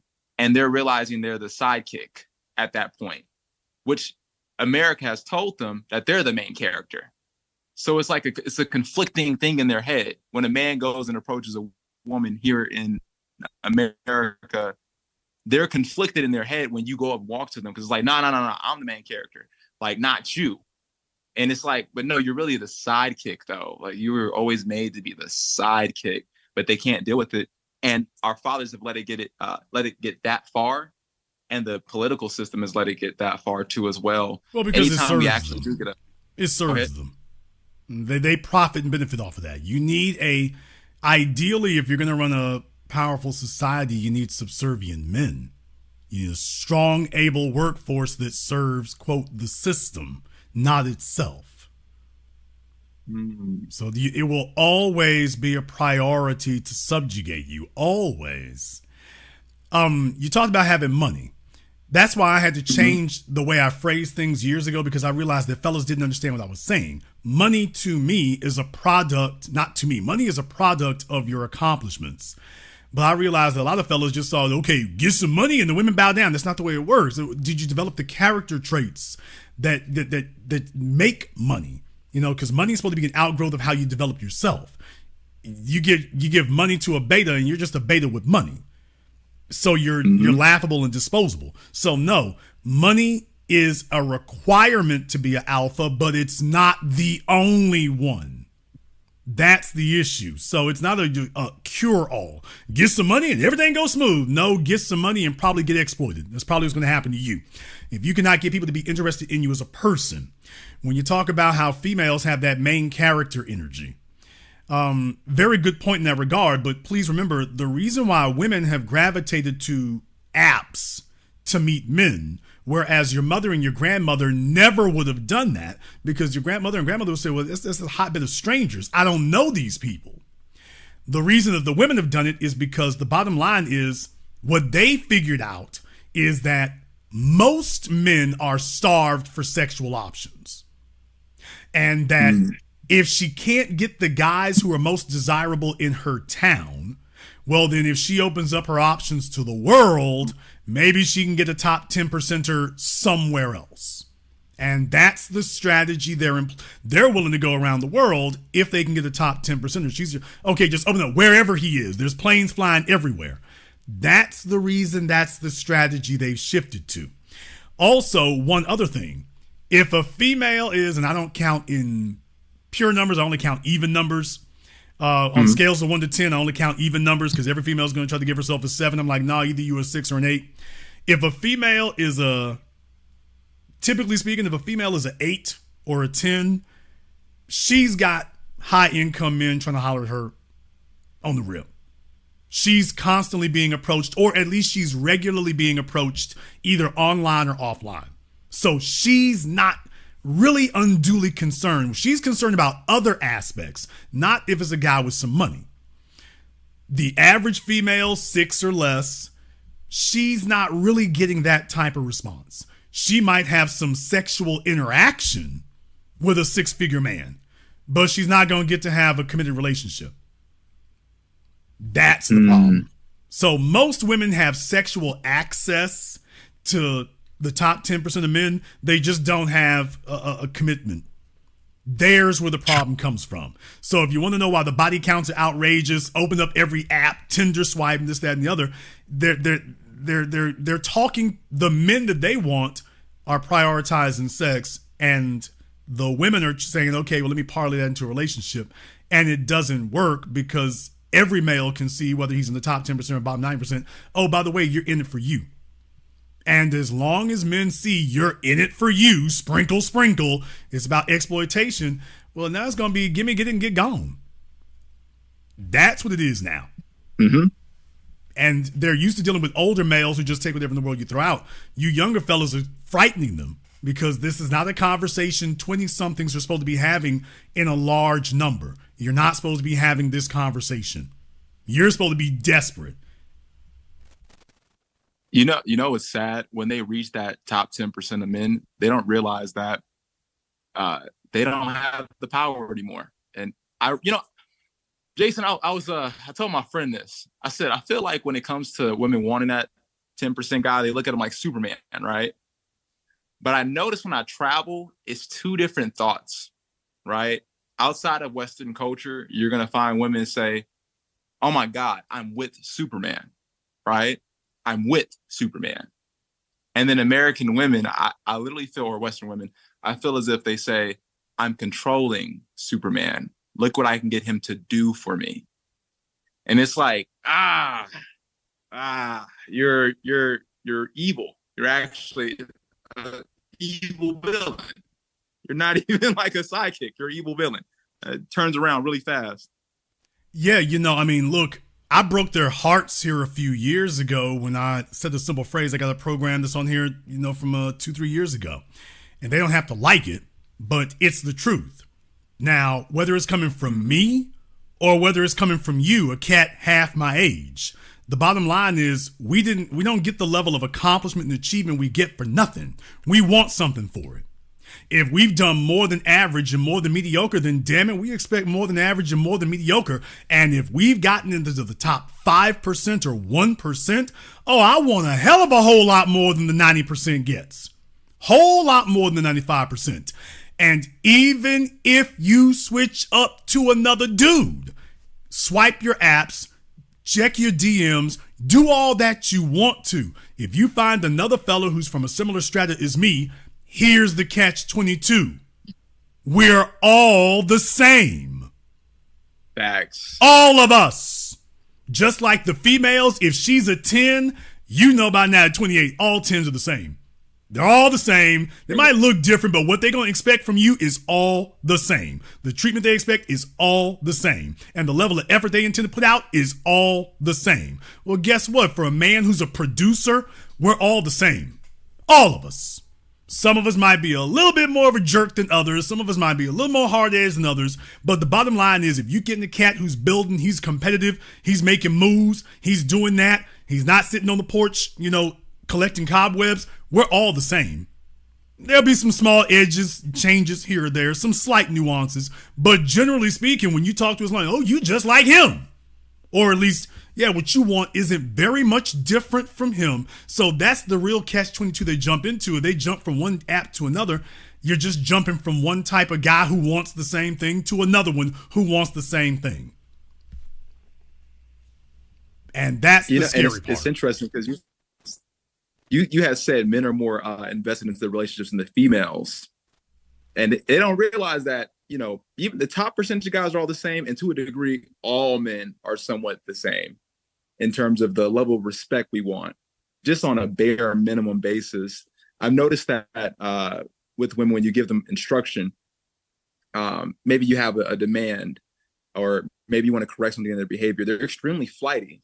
And you touched upon that when you said they're not as invested. It's easy for them to jump out of something that's long-term than something that's like for the night. Right. And that is, man, as a young dude, that was probably the truest thing you said on this whole thing that I think the old guys will not understand. Like, they have zero tolerance for you correcting anything in their behavior or touching their ego. The second you touch their ego, you can damn near start that clock. Like, things are going to just blow up and end. Not because you're not trying as the man, but because her ego can't handle it, knowing that she can just hit the reset button with someone else. Or at least they tell themselves they have options. In reality, they're just racking up body counts. So yes, because here's the thing, and I've talked about this before. Females have unspoken assumptions. And I've talked about this on my Patreon. For those of you who are not members of my Patreon, I've talked about unspoken female assumptions. They have about 3 or 4 unspoken female assumptions that I've documented. The main one I want to talk about here right now is what you were just talking about. Every female has an unspoken assumption that if she just met you, you are going to take up where the last fella left off. So if the last fellas for the rest of your lives, I don't care if you're 18 or 98, when a female first meets you, she's like, okay, with the last guy I was with, if the last guy she was with had her wearing Michael Kors, she expects you to take up for Michael Kors and keep going. But if the last guy had her wearing Gucci, she expects you to get about 3 to 6 months, and then she needs to be getting Gucci from you. You need to. So, and here's the kicker. If she was with the last man for 8 years and she started with Michael Kors and ended with Gucci, guess what, nigga? You got 6 months to get her to Gucci going forward. You don't get 8 years. You get 6 months, and you got to take up where he left off at. If he had her in a Porsche, you got 6 months to take. They were together for 10 years. You got 6 months to take up where he left off at. You don't get 8 years to get comfortable. You don't get 10 years to get comfortable. You got to do it now. But here's the killer. She's not going to tell you that. No female tells a fella this. So with that subterfuge you feel, look it up. That deceit you're talking about, doing things camouflage and undercover, that's why you feel that. Because it's true. She's like, okay, I can't tell him that this is what I want. I can't tell him this is what I expect. So let me get in good, let me get him comfortable, and then later, bam, bust him upside the head. I don't feel comfortable. I'm not happy. Yeah, I don't feel like my life is any different. I don't feel like my life has changed being with you. What are you talking about? I'm bored. I feel the same as I've been. I feel like everything's the same as it was she's saying all these terms, which really getting at, okay, it's time for you to upgrade me over the last fella. Well, the last fella had 10 years to get comfortable to do that. You want me to be comfortable on the rip. So she feels you owe her.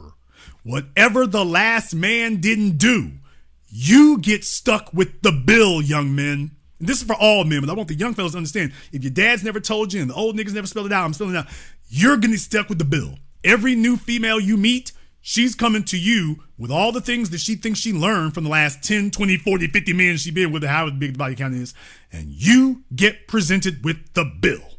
And how, quote, happy she is with the relationship depends on how well you handle that bill. Hey, Jason, I'm going to say some savage stuff right now, man. Look, as a young dude, I think the only way to combat that attitude right there of you need to pick up some stuff is the last guy. He needs to nuke that relationship. I think whenever it ends, nuke it. You know what I did recently, Jason? Look, I was dealing with a female, and I had told her, I said, hey, like, look, if you're going to go to the club, I try not to tell them what to do. I really try not, because really they're all side chicks at the end of the day. Like, to be honest, they're all side chicks. That's what they default to. But I said, if you're going to go to the club, cool, just let me know, like, when you're going to go and the decision that you've made, and let me know when you're back. My simple request. Man, oh man, when I say, like, she got so upset, and I was like, okay, cool. So, like, you just can't handle me asking that request? No. Okay, got you. That's what's up. So what she didn't know was coming, right? I had actually gotten another female I was dealing with, and I said, hey, you want to do me a favor? She said, what? I said, it's a female that her stuff is here. Can you take her stuff and take it downstairs and give it to her in her hand and, ask her, were you guys going to go on a trip together? Like, to Japan? And just say, yeah. And like, okay, cool. Like, we're going to go now. So I had the female go downstairs and give her shit back, hand it, and say those exact words. And when I say she was so mad and furious, because literally this all happened like the day after, right? I was like, yeah, come get your stuff. Boom, bam. I feel like every man needs to nuke the relationship. You have to nuke it. You have to give them the worst breakup story they've ever had in their entire life, so they think twice about hitting that button. Well, certainly that has its cues, especially if you have someone who's been in a particular disciplinary problem.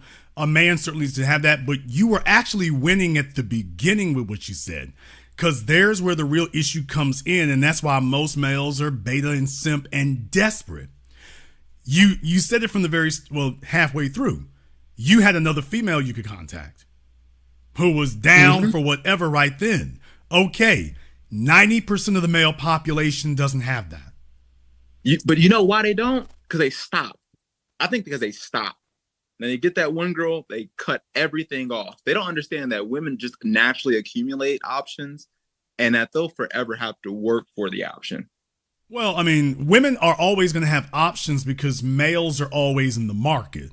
There's the difference. I mean, we produce testosterone, obviously, sperm counts out of this damn world. So there's always a market for the males, for the females, not so much for the females, for the males. So there's where the real difference comes in. Males are always more desirous than females are in that regard, because females are more in need, males are more in desire. So you're always going to have that. But 90% of the fellas don't have the ability or will to say, I'm going to have more than one female. If you are young and single, you are a fool if you don't have at least 2 or 3 females. You should be non-exclusive, not because you running all over town. Females like to sit up here and try to shame you. Meanwhile, the women got body counts the males could never amass, by the way. They try to make the males look bad. So no, the females are the ones racking up the dozens of body counts. The males are fighting and struggling to get 6 or 7. If you demonstrate to yourself that you can have 3 reliable females, what I'm saying is you will never be afraid of what one female does. Now, you know, when you said they don't have the will, Thanos once said, he said, with the hardest choices, take the strongest will.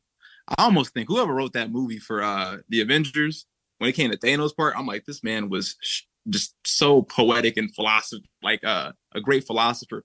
But you're right. It does take some strong will to do some stuff like that. Well, the great Jim Starlin, who created Thanos, all of you are welcome to go look up the original Infinity Gauntlet. But certainly what you want to do is have that ability before you start dealing with women, because what I'm saying is women are always dealing with us from a position of leverage. The biggest lie that any male of any age can tell himself, I don't care if you're 16 or 96, the biggest lie you can tell yourself is that the woman you're talking to is single. That's the biggest lie you can tell yourself. And let me explain why. I've talked about this for years ago. I talked about this when Tommy Lauren was acting up. Your woman is not single.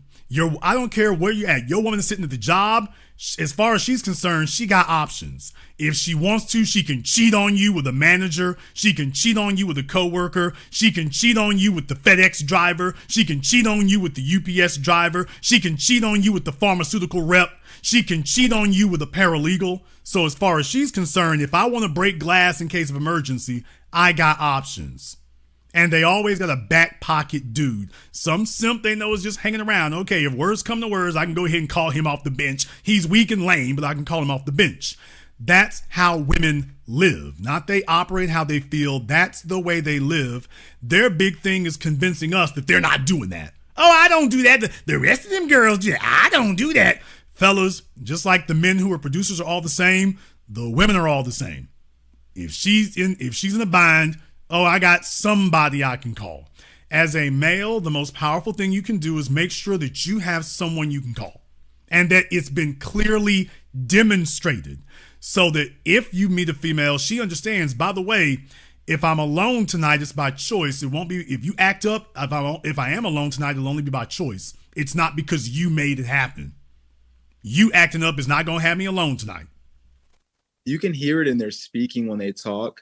Like the reason they want to work a job is because they don't want to be dependent upon a man. So they don't want to have to need a man out of necessity, but they want a man out of desire. So they don't want to need a man like water, essentially, but they want a man like an alcoholic beverage, which is not a necessity. You don't have to drink that. And also on top of that, most guys would actually realize that, yeah, they're never actually single. How would you know that? If you went to go spit more game, just code approach wise, the most common thing you're going to hear a female say when you go and talk to her and try to get her number is, I have a boyfriend.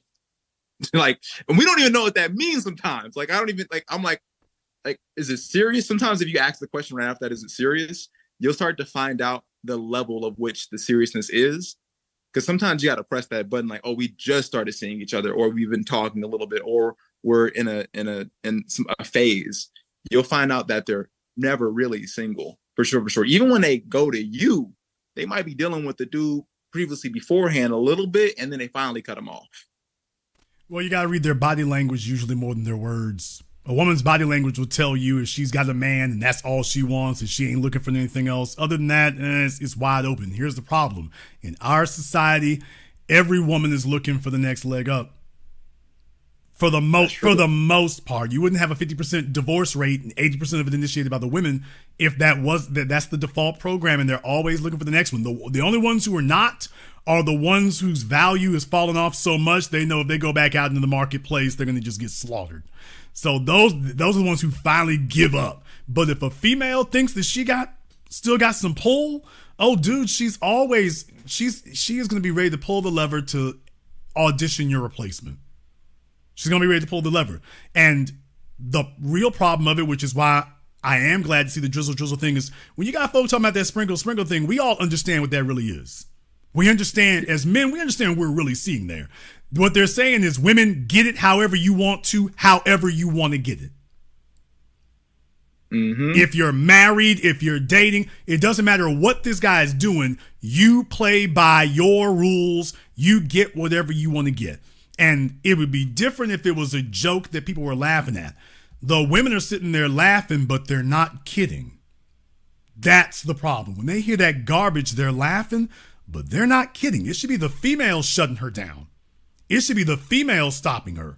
And that's not it. So if there is a problem, and Western culture, unfortunately, is global. It's not confined to America. Western culture is global culture today. But if there is an acute issue here, the acute issue is that we've normalized saying such disrespectful things in public.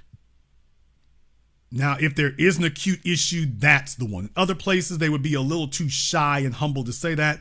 Here, we made it where they feel like they can just do that. And if somebody can just look you in your face and be disrespectful, that leads to all those other things you were talking about at the beginning.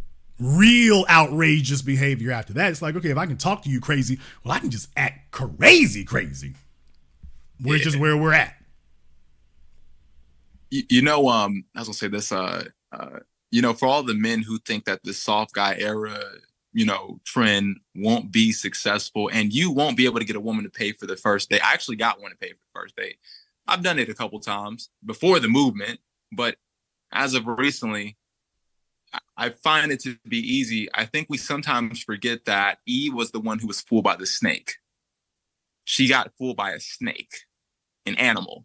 She heard an animal speaking, and then took the apple and ate it. We got to understand that this can happen. And we commonly have that saying, the snake is in the grass, like the snakes are in the grass. But I actually believe they're in the glass, as in the phone. So the messaging will get through, it will resonate, and they'll fall in line. I think it was just the way in which we did it that mattered. Well, here, let me offer a suggestion there where that's concerned, because the real thing is, fellas are stuck in the idea of chasing women. They should not be doing that at all. A man's supposed to be chasing excellence in himself. He's supposed to be chasing competence in himself. When he turns and focuses on making himself the best man that he can be, women are a side effect. Just like being excellent at your job skill, money follows that. Money follows excellence. Well, women follow competence and productivity. And if a male focuses on that, you won't have to worry about that. Let me tell you, for every female I've met since I, became a grown man, I've never had a problem with a female offering to pay for meals. I've never had a problem with if a female is really digging you, she's paying for meals, she's paying for flights, she's paying for vacations because she values you. Fellas act like that's something special. Well, I guess it is, because a lot of males, let's just be honest, are not trying very hard. Usually because they're discouraged, they're disenchanted, they feel like everybody else is passing them up, so they kind of just stop trying in a lot of regards. But if a female's digging you, she ain't tripping on no damn restaurant bill. If a female is digging you, she ain't tripping on a restaurant bill, an airline ticket, a vacation. If the female feels that you don't pull that kind of value, now she's barking back. And she's not offering to do anything. So what I like about the Drizzle thing is at least it's got you all looking for it. It's got you looking to at least ask, wait a minute, what value do you see in me? Well, I'll be here at the end of the meal. Okay, that's not value. That's a commodity. Didn't you see the other three females? That's a commodity. What's the value? So at least now you all are asking. Oh, man, look, foodie calls have been around for the longest time here. The real issue has been getting men to get tired of tolerating it. And not just me, men across the board to say, hey, I really don't have to take that. And recognize it for what it is. That's a gesture of disrespect. No, I am not being outrageous when I say, you know what? She wouldn't be barking back at Idris Elba. She'd pay that damn restaurant bill without thinking. And what I'm saying is, wait a minute, if I found one man you're willing to do it for, the bottom line is you're willing to do it. You are. So this isn't against your principles. What you're saying is it's against your principles with me. But it's not something you wouldn't do. What you're really telling me is I don't do that for you. Now that we done narrowed that down, it's like, oh, okay. Thanks for clarifying that. So just as men in general, these are all things that should really be out of the way before you even let a female in your circumference. If she's making it clear she isn't going to pay for anything, she's not going to do anything, wake up, fellas. She's telling you what your value is to her. And it will not get better. It's not going to get better. It's not going to change. It's not going to improve. A year from now, she'll be trying to turn you upside down and shake you.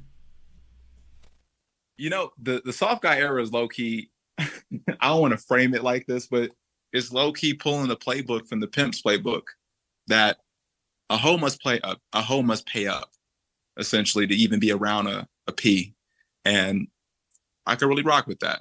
Because realistically, if they don't pay up, how do you know if they're really invested? Well, right. Look, I mean, Drizzle does not work for men of low value. You can't just have, male genitalia and then say drizzle.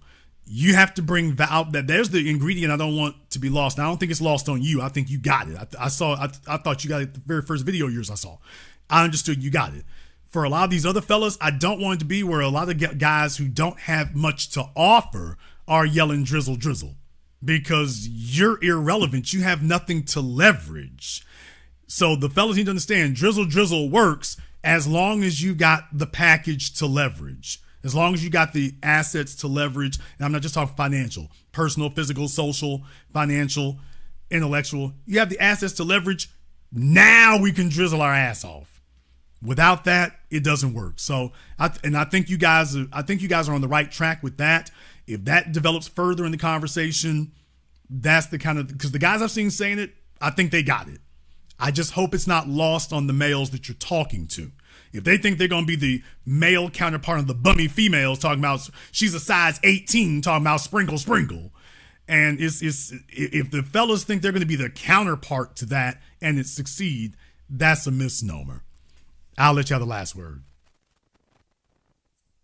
Drizzle. I think that says it all.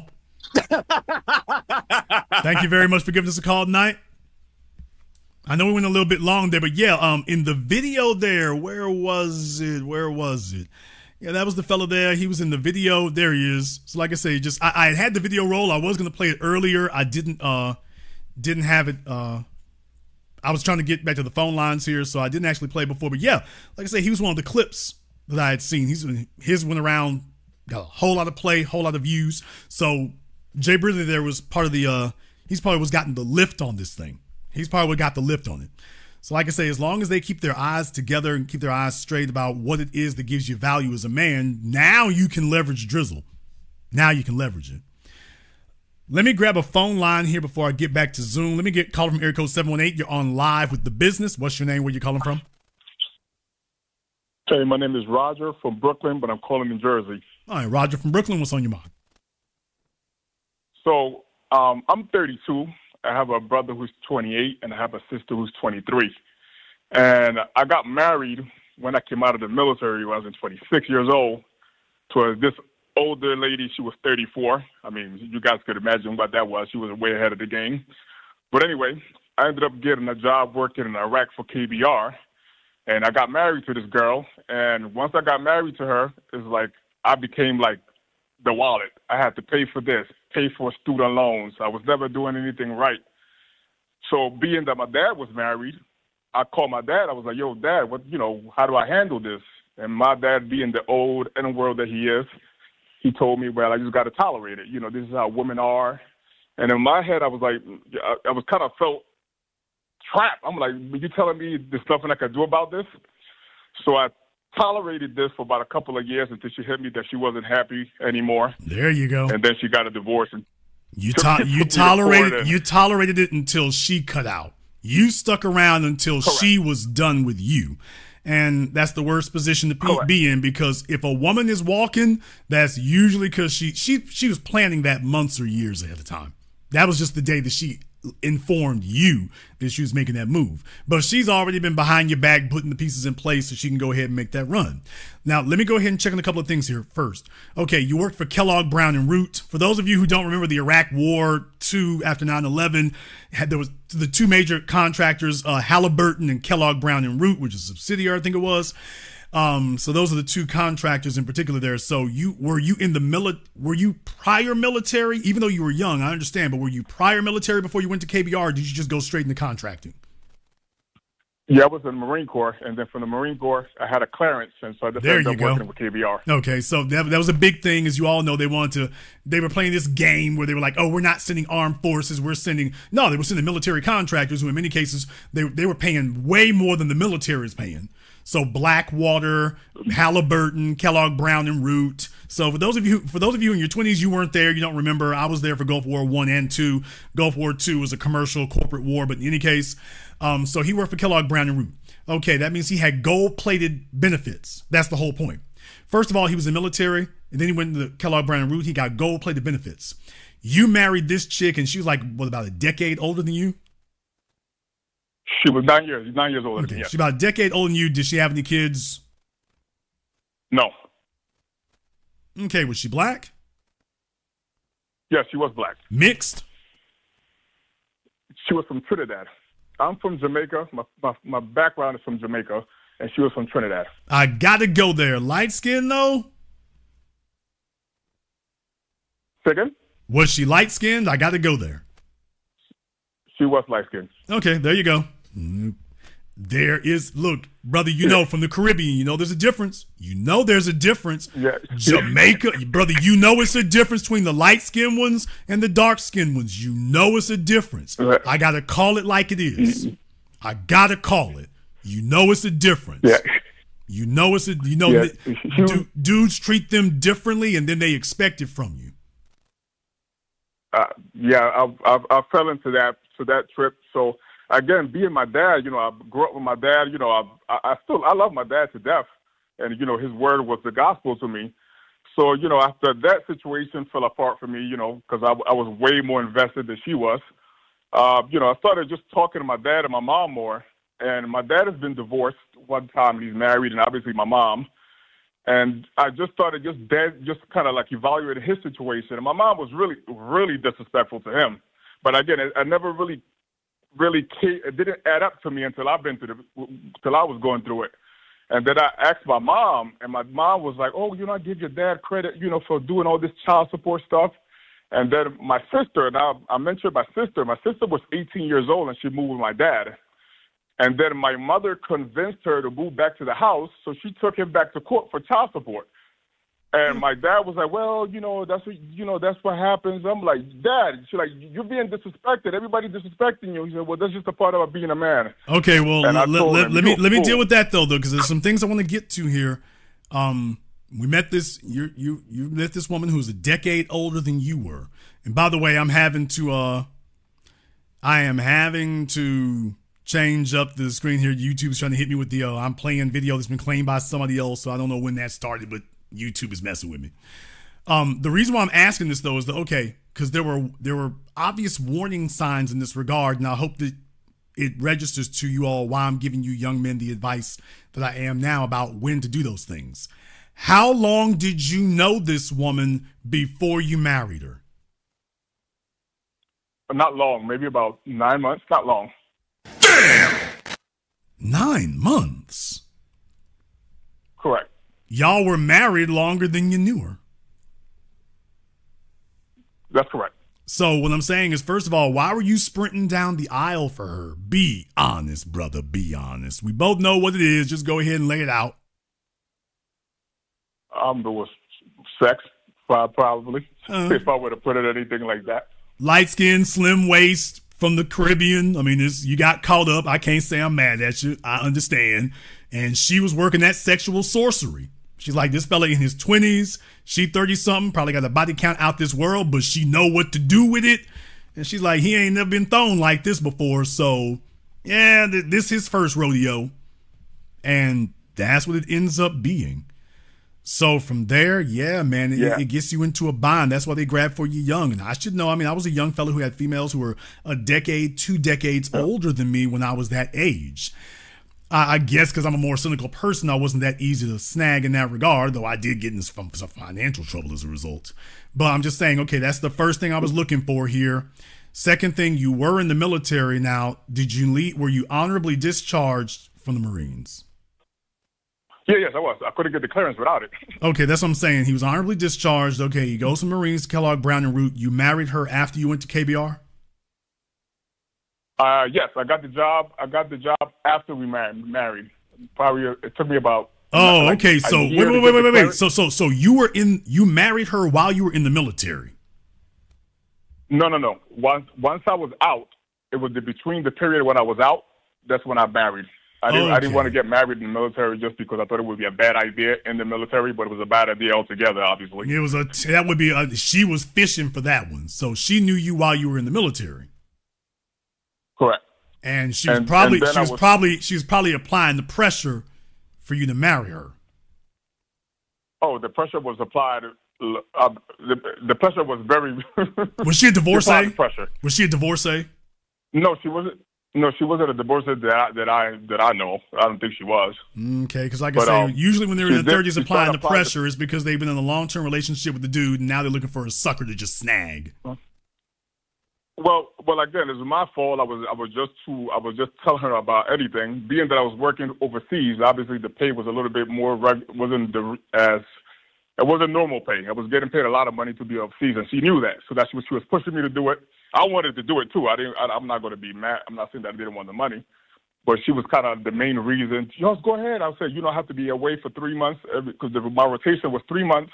I'll come home for 30 days, 3 months, and I'll come home for 30 days. So she was really, really pushing me. Right. Like I say, I mean, so certainly I think she was scoping on that from this. I'm saying there were warnings. If you look back now, there's actually warning signs. And I want the young fellas out there who didn't go into this to understand there are warning signs from the beginning. A female, you've known her for 9 months and she's sitting up here telling you we've known each other long enough. Don't let anybody take you out of your comfort zone.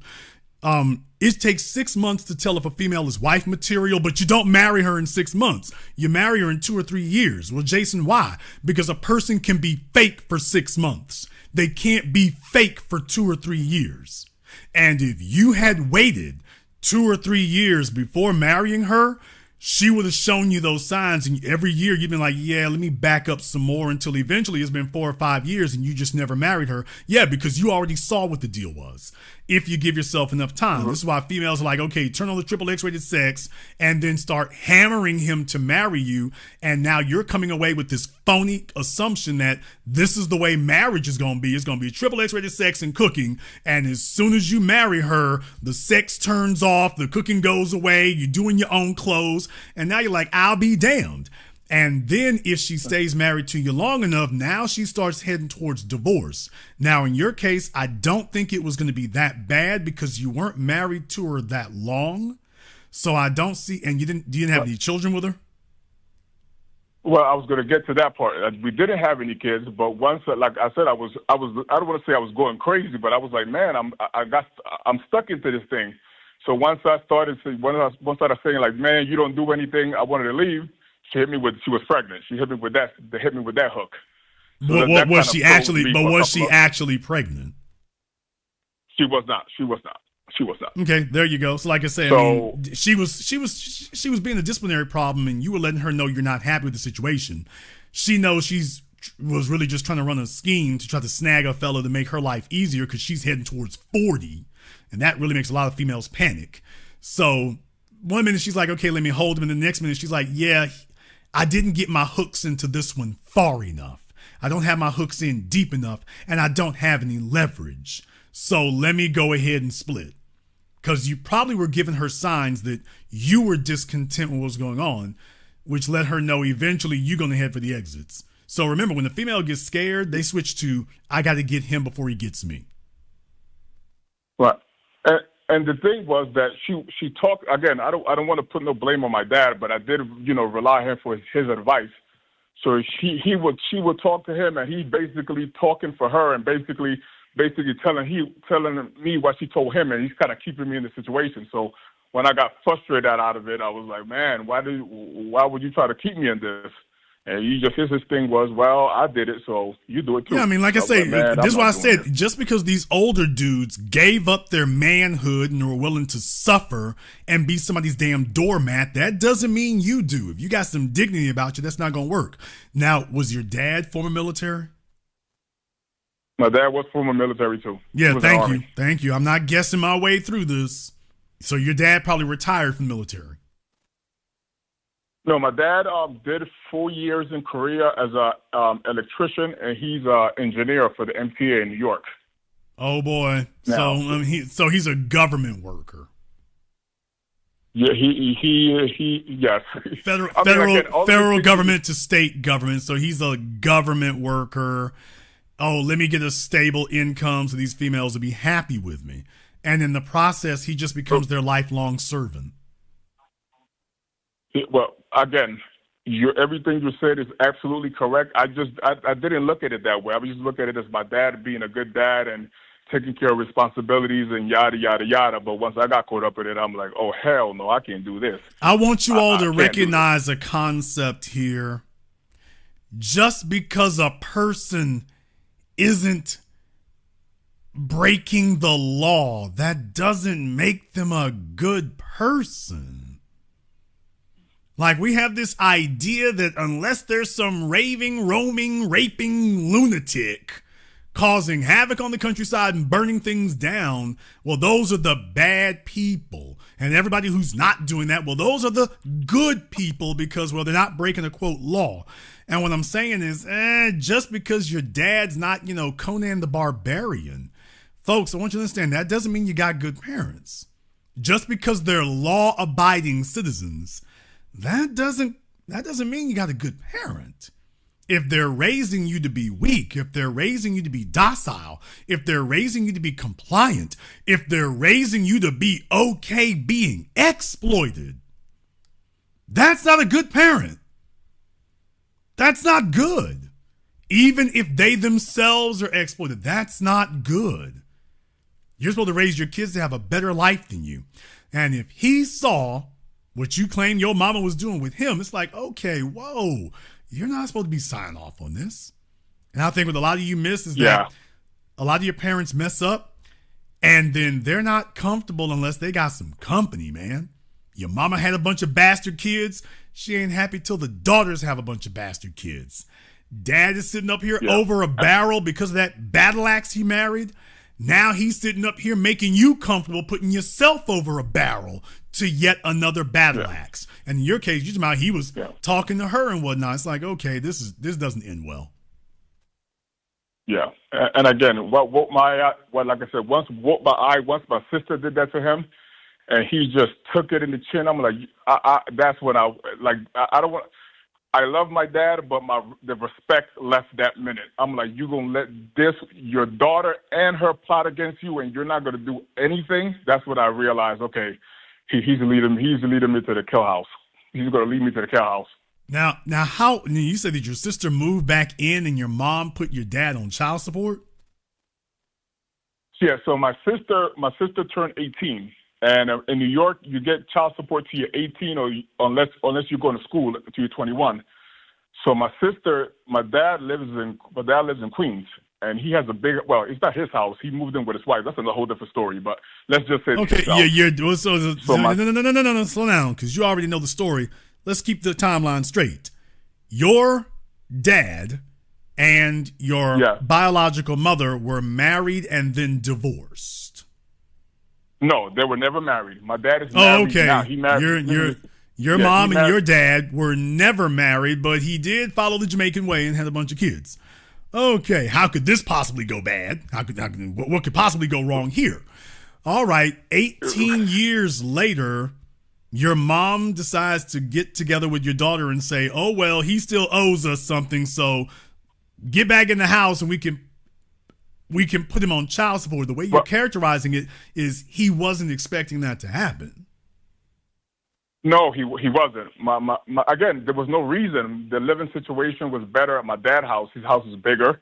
And but my sister, what she told my dad was, oh, school is too far from where I'm at.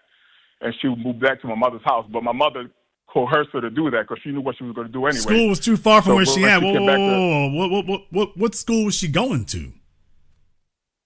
Kings County and towards like Brighton Beach and to Coney Island, that area. I don't know if you're familiar with it. Okay, well, I mean that is a little ways out there, but still, this kind of scheming, I'm still not co-signing that. For those of you who don't know New York area and whatnot, Coney Island is a bit of a ways away. If for everybody who thinks in terms of Manhattan being the epicenter, Coney is going to be a ways away. Sure, that's going to be a hassle, but damn, she chose it. There's schools all over New York. She chose it. Right. So my mother, they have a weird relationship that she just talked to her and she came back and literally 2 days later he was in court. 2 days later he was in court. So what you're telling us is that your sister and your mom conspired together to get your dad on child support. Exactly. The exact thing. And once I told him that, I said, "Do you know that they were working together to do this to you?" He said, "Well, you got to do what you got to do." And then, like I said, once he told me that he just basically accepted it to be a fact, and this is just what he has to go through. My respect left. I was like, no way. There's no way I didn't know you was this type of person. I need you young fellas to understand something. This is basic psychology. This is basic Freud. And we don't repeat this enough. There are males who psychologically, they are not comfortable unless they have a female, any female, to bow to. A mother, a grandmother, a wife, a daughter, a stepdaughter. You all need to understand how deep this goes, because I don't know what the relationship he had with his mother was like, but I want you all to understand there's a large segment of the male population that they are not comfortable unless they have a female to bow to. So no level of abuse is unacceptable to them. They will just accept anything that happens because, well, he's not comfortable unless he has a female to bow and scrape to. Now you're telling me that he has a wife now. Yeah, this is his second wife. He was married before. He was never married to my dad, my mother, but he was married to one other lady, CB, and now he's married to another one. Now, the reason why I say that's not his house, that's her house that he moved into. And again, nothing made sense to me until I got married and started playing things in my head. And then I started realizing, okay, I see why he tolerates all this stuff, because this is not his house. He's living with her technically. It's just not. Again, once you said them old N words, I was like, oh, that my dad is one of those guys. I don't know what else to say. My dad is one of those guys. Well, do you think how old are you now? I'm 32. Okay. So you're not too far along from the events as they occurred to you. Do you think that the advice that I've given would have helped you to avoid that? Which is to say, number one, you need to give yourself 2 or 3 years of knowing somebody before you consider proposing to them. That way you've given them 3 years to make sure that what you've seen isn't phony. And if there are any warning signs, they won't be able to stay phony for 3 years. Do you think that's an accurate statement? That is a very, very accurate statement. Okay, let's go to the next one. If you had waited until now for the money potion, because I want, even back then with Kellogg, Brown and Root, I want to say they was paying y'all $100,000 back then in 2001, 2002. It was $180,000 a year. Yeah, because for those of you who don't know, they were getting shot. These were private companies that were going in the war zones where folk were shooting at y'all and blowing up IEDs. So it was a hazardous line of work. But yeah, I mean, back in 2001, 20 years ago, they were paying these cats, $150,000, $180,000, $200,000, depending on your military experience and what they wanted. So, I mean, that was big money then. We consider that to be big money now. Imagine what that was 20 years ago, and he was in his 20s getting that. In his 20s in New York. So, I mean, he was riding good. So, yeah, females are certainly noticing that. All right, so you had the money portion, so I can bypass that question. But if you had been making that kind of money and you had been 37 or 38 years old, do you think that you would have married her, or do you think that at least you would have felt that you were in a far better position to judge if marrying her was a good idea? I would tell you, hell no, I wouldn't have married. I mean, like I said, I just got out of the military. So you figure I was an E4. I was making $36,000 a year in the military, and I go from 36 to 180. So No, there's no way in hell I would have done that at about 37 years old. No way. No way. Yeah, and I want you fellas to understand, you are the most valuable asset. If you are young, good money, and no kids, there is a never-ending stream of parasites out there looking to latch on to you and make you their retirement plan. With absolutely no regard for how, knowing they're exploiting you, knowing they're getting over your dad, his life is a testament to that. So to the young fellas out here today, I'm not telling you don't get married. I'm not telling you don't have relationships. Go ahead and do that. What I'm saying is do it from a position of strength. If you have, don't let somebody rush you. Females sit up here and try to shame you at every level, and don't think about it. Now, if you were dealing with a con man trying to sell you a used car, if he was rushing you, that would be your first sign that he's up to no good. A female has met you and within months, she wants you to be married. Why is she in such a hurry? She's in a hurry because she got an agenda. And what she wants you to do is be so desperate for regular sexual access that you will ignore that and be like, well, she lays up with me on the regular, so if we get married, it keeps going. And if you're not thinking, well, what if she's running a game here and she's just doing this until we get married? And she's like, well, you're legally obligated. I'm not legally obligated to keep sleeping with you, but you're legally obligated to pay my way. And that's where your dad is now. Yeah. Your mama is no longer legally obligated to sleep with him, but he's legally obligated to keep paying the way for the daughter. And I want men to understand, when you've lived enough years and you've made enough money, which means you have something to lose, you put those two things together, you're a lot less likely to be somebody's fool. I'll let you have the last word.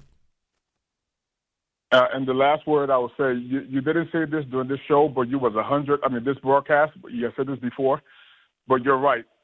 The mothers will attempt to ruin the boys and they duplicate themselves with their girls. Have a good day, sir. Thank you very much for giving us a call here tonight. I got Prince here on Zoom. Just sit tight for me for a minute here, Prince. Let me get caller from area code 415. You're on live with The Business. What's your name? Where you calling from? It's Marcus from San Francisco. Okay, Marcus from San Francisco. What's on your mind? Oh, hey, I was just calling. I have a question, and, this happened to me personally in a relationship, and it happened to a few other guys that were, honest enough to explain it to me. We all have women. We make, don't get me wrong, we took care of our women. We make them, and we're able to take care of the person we were with in the relationship. Now, what we noticed is when we were in a relationship with them, everything was cool, but all of a sudden they would get an attitude, or, they wouldn't act the same no more. And come to find out years later, they had another guy. And this other guy was like a pookie, as you would call. And my question to you is, with that being said, is why would they have a pookie when they have a guy who's doing everything, paying the bills, doing this, doing that? I actually see it at my job now. Because women are not like men. So the first thing you have to wrap your head around is that women and men are different. So even when it comes to the emotional aspect of dealing with a man, women have different desires than men do. And what I'm saying about that is pookies, generally speaking, are, quote, safe. And as a man, you don't really value that in another man. So that's why it's so hard for you to understand. You don't value that in another man. You don't value weak men, docile men. That's not useful to you. You don't see, where's the utility of that? But then again, you're not a female who may be dealing with childhood trauma, daddy issues, so on and so forth. So on the one hand, she wants the fellow who kicks ass and takes care of business. And on the other hand, she wants the pliant little, household pet who is at her beck and call. Because pookies are always deficient. They don't have anything else to do. If she texts him, he's going to text her back in 10 seconds. Something that a man who's working and getting things built can't do. Oh, okay. Because what I noticed in my particular situation, and it happened again in others, is as soon as you actually, this is my last question, I promise. Can you answer it? Okay, now after I leave or the other person leaves, the provider, I would call it, they end up getting rid of the pookie. It doesn't work out. I mean, if the pookie was the was what they wanted, then why not just keep them? And why? No, because it's a double-edged sword. Remember, I said she wants the guy who kicks ass and produces, but she also wants the one who is soft, compliant, and always there. The problem is, that's not enough. He's only half of a dude. So those attributes that she does want, he lacks the ones that she really wants or needs. So basically, he's a utility. He's useful when she wants it, and then he's not when she doesn't. That's why Pookies are always living on borrowed time. They're always 1 minute away from getting kicked out. They're always, just a hair's breadth away from getting booted.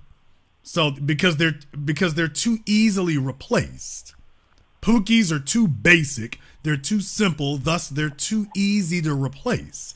So he's just the Pookie that she felt comfortable with. Now, here's the thing. Were these chicks single mothers? Yeah. I mean, that answers itself right there. So just remember, fellas, stop telling yourselves that this chick is different. All productive men, all producers, all builders, all high value men, all peak value men are the same. All single moms are the same. Some slight nuances and differences here and there, but there's nothing evolutionary or radically different. They're all the same.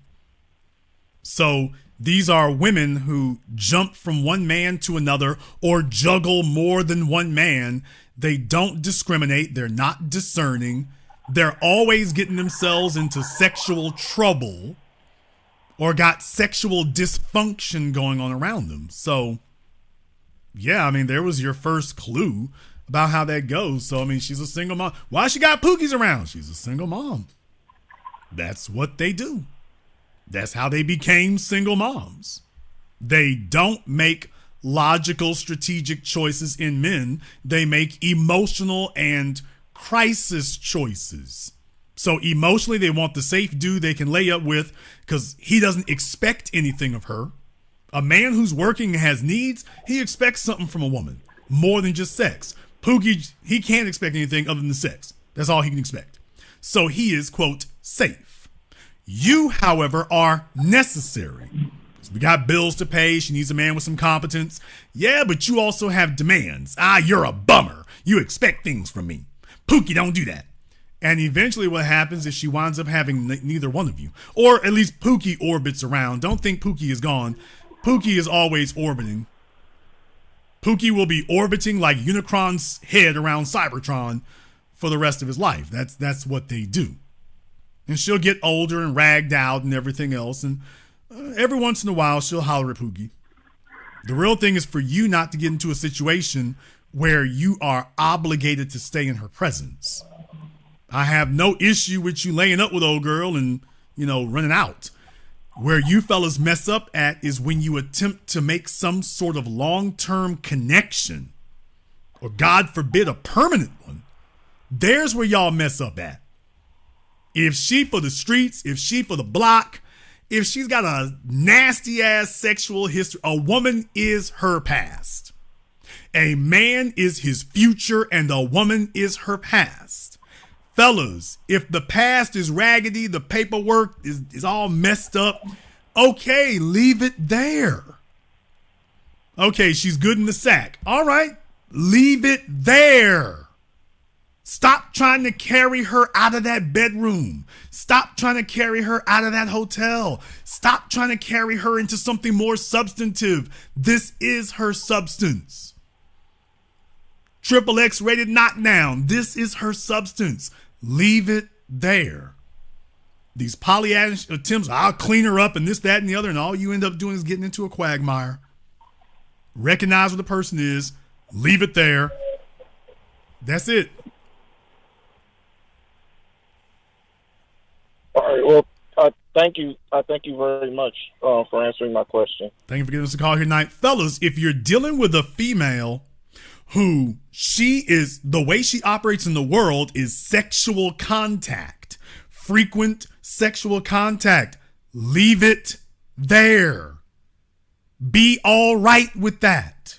And if you can't be all right with that, leave her alone. But make these decisions with your eyes wide open. You're not going to clean a chick up. You're not going to change her. You're not going to evolve her. Especially if she got kids. That's it. Psychologically and emotionally, she has stopped growing. She is emotionally, psychologically dead right there. She's not going to get any further. She's had children. This is the end of the development roller coaster. You're done. You're done. And what I'm saying is, as men, okay, the men are supposed to be the objective ones. The females are damn objective and the men are sentimental. Fella, if you can see that she deals with life and she doesn't get emotionally attached, she's a person whose life, her patterns in life have shown you that she has sex, but she's not emotionally attached. Accept that. Stop trying to make her into somebody different. Accept it. And let it be what it is. And do not allow her to have any sort of permanent attachment in your life. I just got off the phone with a fella here. Fella having bastard kids with a chick and she jumping up 18 years later. He's married to a new woman and she's jumping up 18 years later to throw the damn monkey wrench. Fellas, come on now. Men need to stop being so damn desperate to have a female around. That you're just ignoring every damn thing. If she'll take me. It's not a power move. Let me go ahead and get over here on Zoom. I got my man Prince out of Richmond. What's on your mind, brother? Brother Jason, I really enjoy the broadcast tonight. I always do.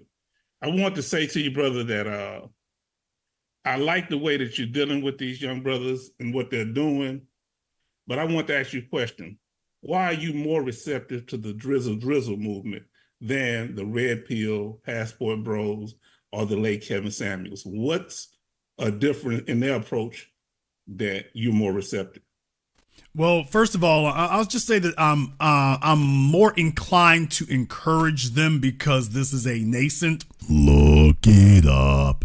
This is an early movement in that regard. It doesn't have some of the usual warning red flags I'd be looking for. I don't think that they were thinking about it as sophisticated as I've laid it out. I think that they've stumbled on a very sophisticated mechanism and strategy. I don't think that's what they meant to do. I do think there was some forethought. I think clearly I've seen there was some forethought, which is good. I don't know if they realize how good a one they've stumbled onto. I'm not sure of that. But I do know that enough of it is there that I can play this scenario out to its natural conclusion, and I'm all right with it because all they're doing is starting a different conversation, which has been the holy grail we've been looking for. Yes. That I've promoted and everything else. Now with these young cats, if they are pushing to start a different conversation, it's, hey, wait a minute. Shouldn't you at least consider that if she worth a meal, I'm worth one? If she's worth this kind of treatment, I'm worth it? Because what they're saying is we have blatant now raw exploitation language coming from the females. I'm talking about to the point of building up whole YouTube channels and Instagram channels specifically set up and engineered to find men and exploit them. So there's nothing wrong with these guys starting a conversation with themselves, questioning the methods and motives and the terms on which they deal with women, particularly where money is involved. There's nothing wrong with that. So I certainly want to encourage that. The Passport Bros is a different matter. The Passport Bros are sex tourists for the most part. Even for the ones who are not, the motives are not good. These are not power moves. It's based on finding some place to hide out at. It's based on fallacies like Western culture is not global. Yes, it is. It's based on fallacies in that regard. The problem with the Red Pill movement is it is a movement that, for the most part, it's kind of splintered. If you deal with the Rollo Tomasi, it's a movement that has no plan. By his own admission, he can tell you what's wrong. He just he can't tell you what to do about it. That's useless. That's like going to a doctor who's telling you, oh, you got you broke a bone or you got hepatitis. Yeah. All right, pay my nurse out the door. Wait a minute. Ain't we missing something? He's telling you what's wrong. He's just not telling you what to do about it. Well, that's useless. You would never value a mechanic who operated that way. You would never value a doctor that operated that way. You shouldn't value somebody who's claiming to give you knowledge or information or advice that way. It's like, no, you got holes in the game. Passport Bros is not a solution. It's a tactic. It's not a strategy. Red pill, as practiced by most of their gurus, isn't a strategy. It's a tactic. It's a tactic that doesn't even have a goal in most cases. So I can't co-sign that. As far as Kevin was concerned, Kevin took his ideologies from me, and that's really fine. I didn't mind that part of it there. But if you don't have the whole thing, you can't tell the guys where they're going, which is why he spent most of his time talking to females and not to males. I spend most of my time talking to males. You do. That's how you make a difference. We're never going to change the females. Wagging your finger at them and whatnot might make for great content, great clicks, great views. It might make for that, and it changes nothing. Take a look at it now. The man's been gone for 2 years, and we in sprinkle. Which, by the way, you were going to be here no matter what.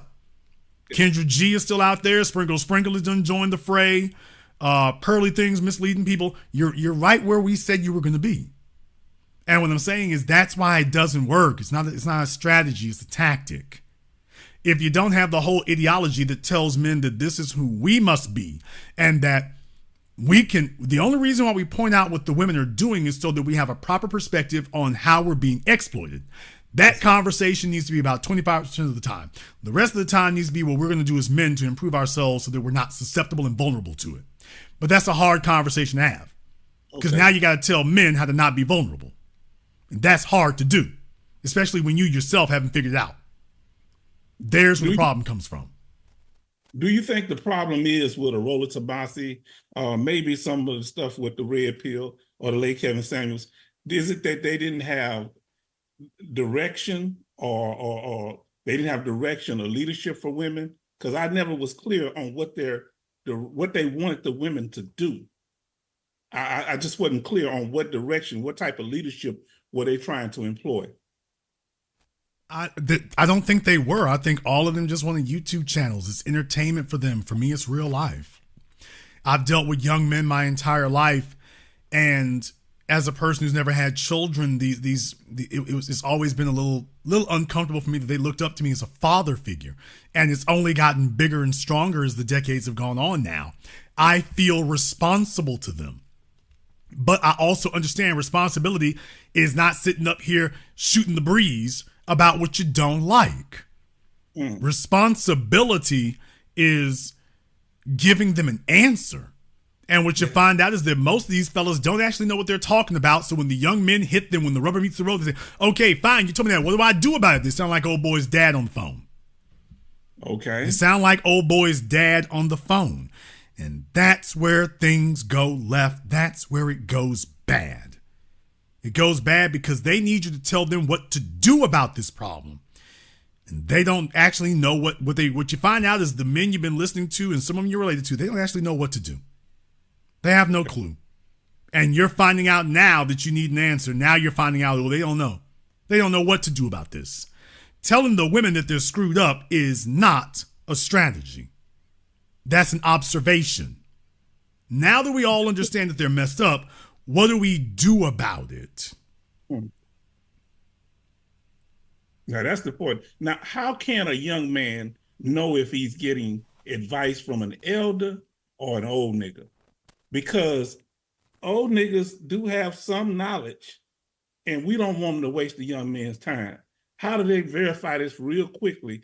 Are there things that you and I know because of our experience? Is that going to take time? Because these old niggas don't want them to advance no farther than them because they see them as competition. Here's how you recognize anybody who don't know what the hell they're talking about, Prince. Okay. Anybody for any field, car salesman, piano teacher, professor, lawyer, politician. Brother, truth is easy to explain. It don't have a bunch of twists and turns and wild curves and donuts and figure eights. Truth doesn't do that. Truth is very short, goes from point A to point B. Bam, you there. Somebody bull jiving is going to take you on a trip. And when you get done, you don't even remember what was said. You can't make heads or tails of it. They can't write it down on a sheet of paper and it makes sense. When I told y'all about the rules for these young men, 6 months, you should know whether or not she wife material. 3 years, you should know whether or not she real. And wait till you're 37 years old or older and making more than 6 figures, and now you've had enough life experience to know if the 2 things you just saw are actually genuine.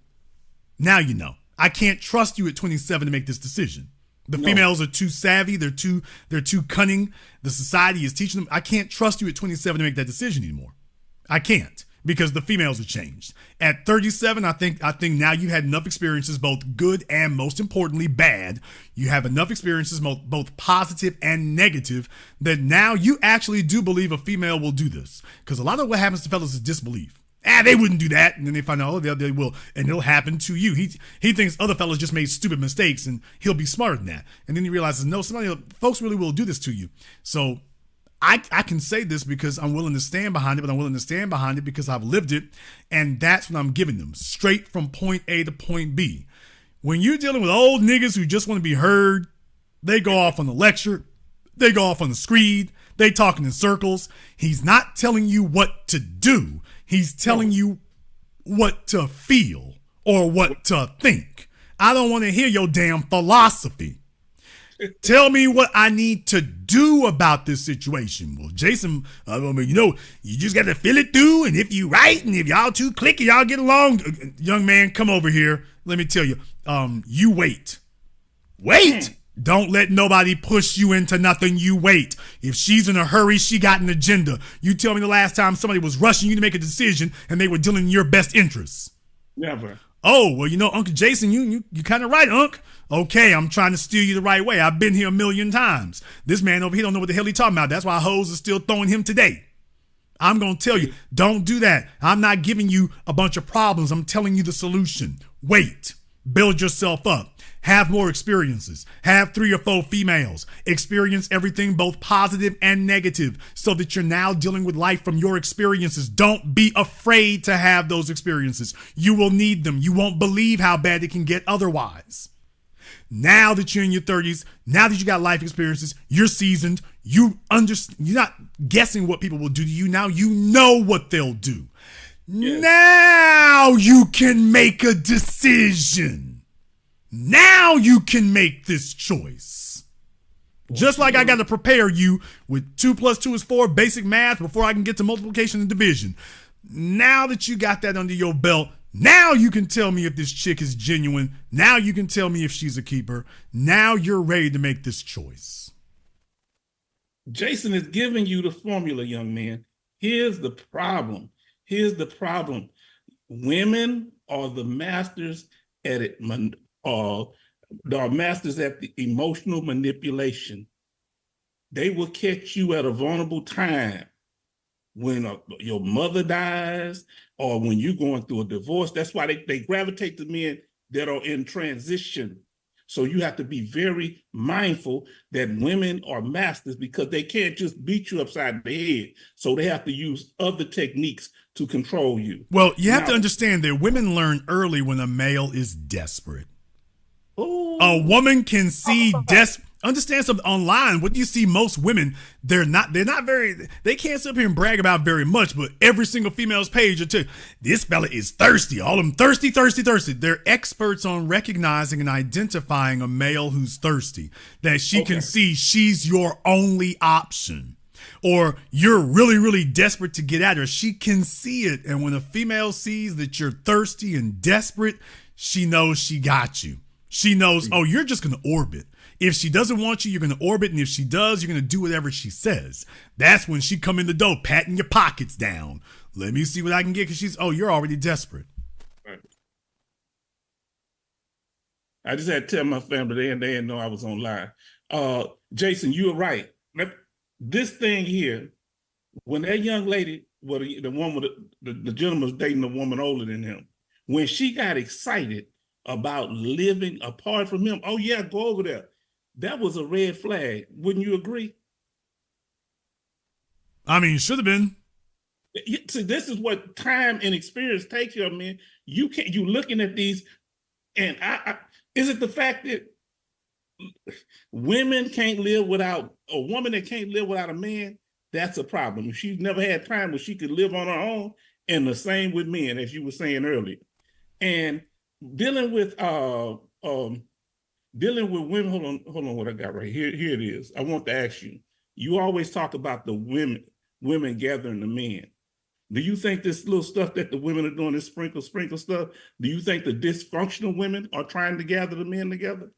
What is their goal? No, I mean, what they're doing is they're trying to get disciplined. They're trying to get codified. So you always have a new one coming along, trying to write a book or a website or whatever. I mean, there is plenty of money to be made in selling females on bull crap. There is plenty of money to be made on selling females on, girl, just keep doing what you doing. Everything gonna turn out all right. There's plenty of money to be made at that. You and I watch these females in church. They go from young women to little old ladies. The only one who ever made out good was the pastor. So there's a huge market for selling women on narcissism and ego with things that are totally irrational and silly. Even if you could find a productive simp, there's not enough of them to go around. No, that's true. Not even nearly enough. Well, they making websites. There's plenty of them. You just got to know where to look. No, they're not. And of course, the killing thing of all, even if you do find them, you're going to be stuck with them and unhappy the whole damn time because that's the way that works. They don't tell you that either. But that's what you're going to end up with there. That's what you're going to end up with. So what are the women looking for? Are they looking for an easy ride, or are they looking for a pookie that they can dominate? What is the ultimate goal? Is there a goal, or is it just all emotions based on what they want? Or are they just spoiled brats? We used to be honest with women and tell them that you can't have it all. Ooh. Today, we tell the women that they can have it all. And what they're telling you is that, oh, I can have it all, including a man who is psychologically a contradiction. I want a sensitive, caring alpha male. I want a thug with some compassion. You know, I want a soap opera watcher who loves John Wick. And what I'm saying is, they've been told they can have it all, including a walking contradiction. That's the problem.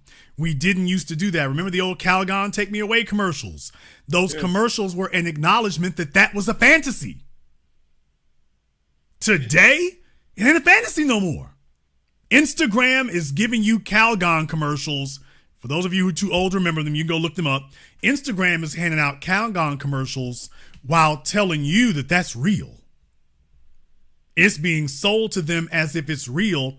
So what the internet has done is, for the males, it gives them limitless sexual pornography. Yes. And for the females, it's offering limitless exploitation fantasies. Because for females, the ultimate exploitation fantasy is either a man who takes control of her or a man who loves her without her having to love him. That is a risk-free relationship. Now, you understand, like I understand, that's obviously a damaged person. But it'll be a risk-free relationship. He will invest in me. He will risk everything for me. And I'll be required to risk nothing for him. Nothing at all. But Jason, the power of the social media, are those women, some of them too far gone? When they're out there, they got their Instagram, their OnlyFans, and they are getting attention, sometimes money, and they're getting all of this because, like the brother mentioned, Eve in the Bible, is always somebody in a woman's ear. What are we doing that's, we're focused? Are women going to just gravitate to the facts that we're on our grind? Or are they going to stay distracted by this loose attention out here? I mean, look, attention is currency for women. Yes. Respect is currency for men. Okay.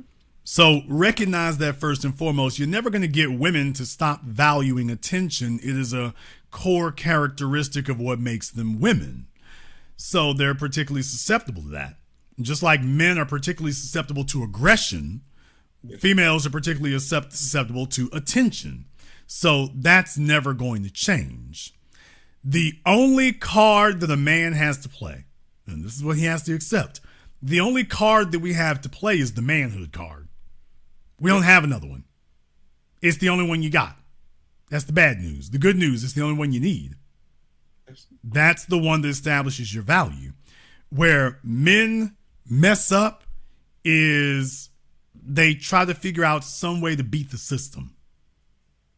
Ain't no such thing. And what I'm saying is, if you're not playing by the rules of accepting female nature, understanding it, and then working within that framework, if you just flatly refuse to do that and you're trying to find some way to get women to act like something other than women, now you lose. Okay. That is why when I told you all about being what defines an alpha, no, it's not all money, but I cannot eliminate that from the requirements. That's one of the requirements. I'm not going to sit here. You can't be a broke alpha. You can't be a struggling alpha. You can't be a dumb alpha. No. You can't be a struggling alpha, a dumb one. You're going to have to accept this. And you also cannot be a weak one. Sorry, fellas, 98 pounds soaking wet. Your money is straight and your emotional strong. Okay, but you're 98 pounds, dude.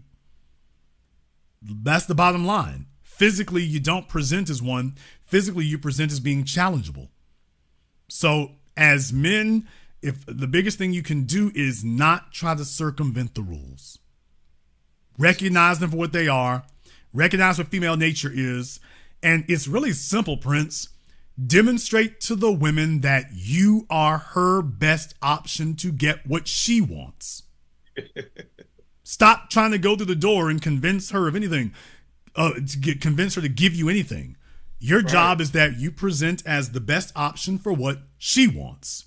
From there, it's nonverbal that she needs to be what you want. Fellas are trying to walk in the door with little or nothing and then negotiate later. I'm a firm believer, nonverbal negotiation. Walk in the door as everything's in place. And then from there, that's why I said, I'm the guy who made the phrase, I am the table.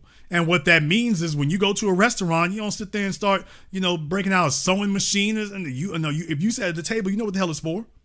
Mm-hmm. If she's sitting down in front of you, she know what the hell she came there for. Your job is just to be it. And if she does not present, when you go to a restaurant and people don't treat the table like a table, the kids are jumping on it, folks trying to turn into a wheelbarrow. Okay, well, the first thing to do, y'all got to go. These are tables. It's not a wheelbarrow. It's not a merry-go-round. These are tables. Clearly, clearly, you're not in need of a table. You got to go. Since you don't know what to do with a table. But they have, as you say, they have to have a purpose for the woman. That's why you telling them they need time and experience, and you need to learn to understand women so they don't have emotional control over you. The problem is you can't sex a woman into like dominating her or leading her. You don't lead her through sex. You're gonna have to lead her through your leadership and your wisdom and your experience, and that'll help you pick out a better woman. Now, Jason, you brought up a key point. What I found, I'm a combat veteran, okay? So I found that many combat veterans tend to be the most beta guys. And a lot of times, because they're used to following orders, it ain't that I wouldn't call them cowards, because I've served with several people that are very so-called brave people. But when it comes to women, they get walked over like a doormat. They're good at following orders, but they can't make calculating decisions when it comes to things. There were certain orders that I would not follow. If it meant harming children or civilians in most situations, no, I was willing to go to Leavenworth. Now they wasn't. They was willing to do whatever they was commanded to do, not me. And so you have to still keep your own identity as a man. So when everything around you is shaky, your woman looks to you and she talking about, I don't know what to do. And you say, I don't know what to do. Well, just remember, militaries look for certain type of men. I mean, they're not looking for everybody. The mantra of the slogan of the Marines is literally the few, the proud, not the many. So militaries by definition are looking for certain types of individuals. They prefer certain types of individuals. Yeah, people who follow orders. Even those that you think of as, quote, leaders in the military, in reality, they're better followers. You know, from being in the military, you know, getting promoted is a political process. Especially like if you get to the level like a Colin Powell or something, that's all politics. You might as well be running for office.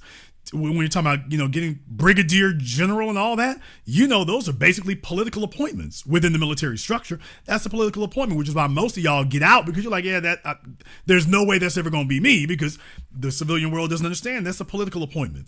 You have to play politics in the military to become a brigadier general. You know, it's just, I don't care how long you've been there. I don't care how competent you are. You ain't going if you ain't connected. So it requires a certain type of person. It has to be.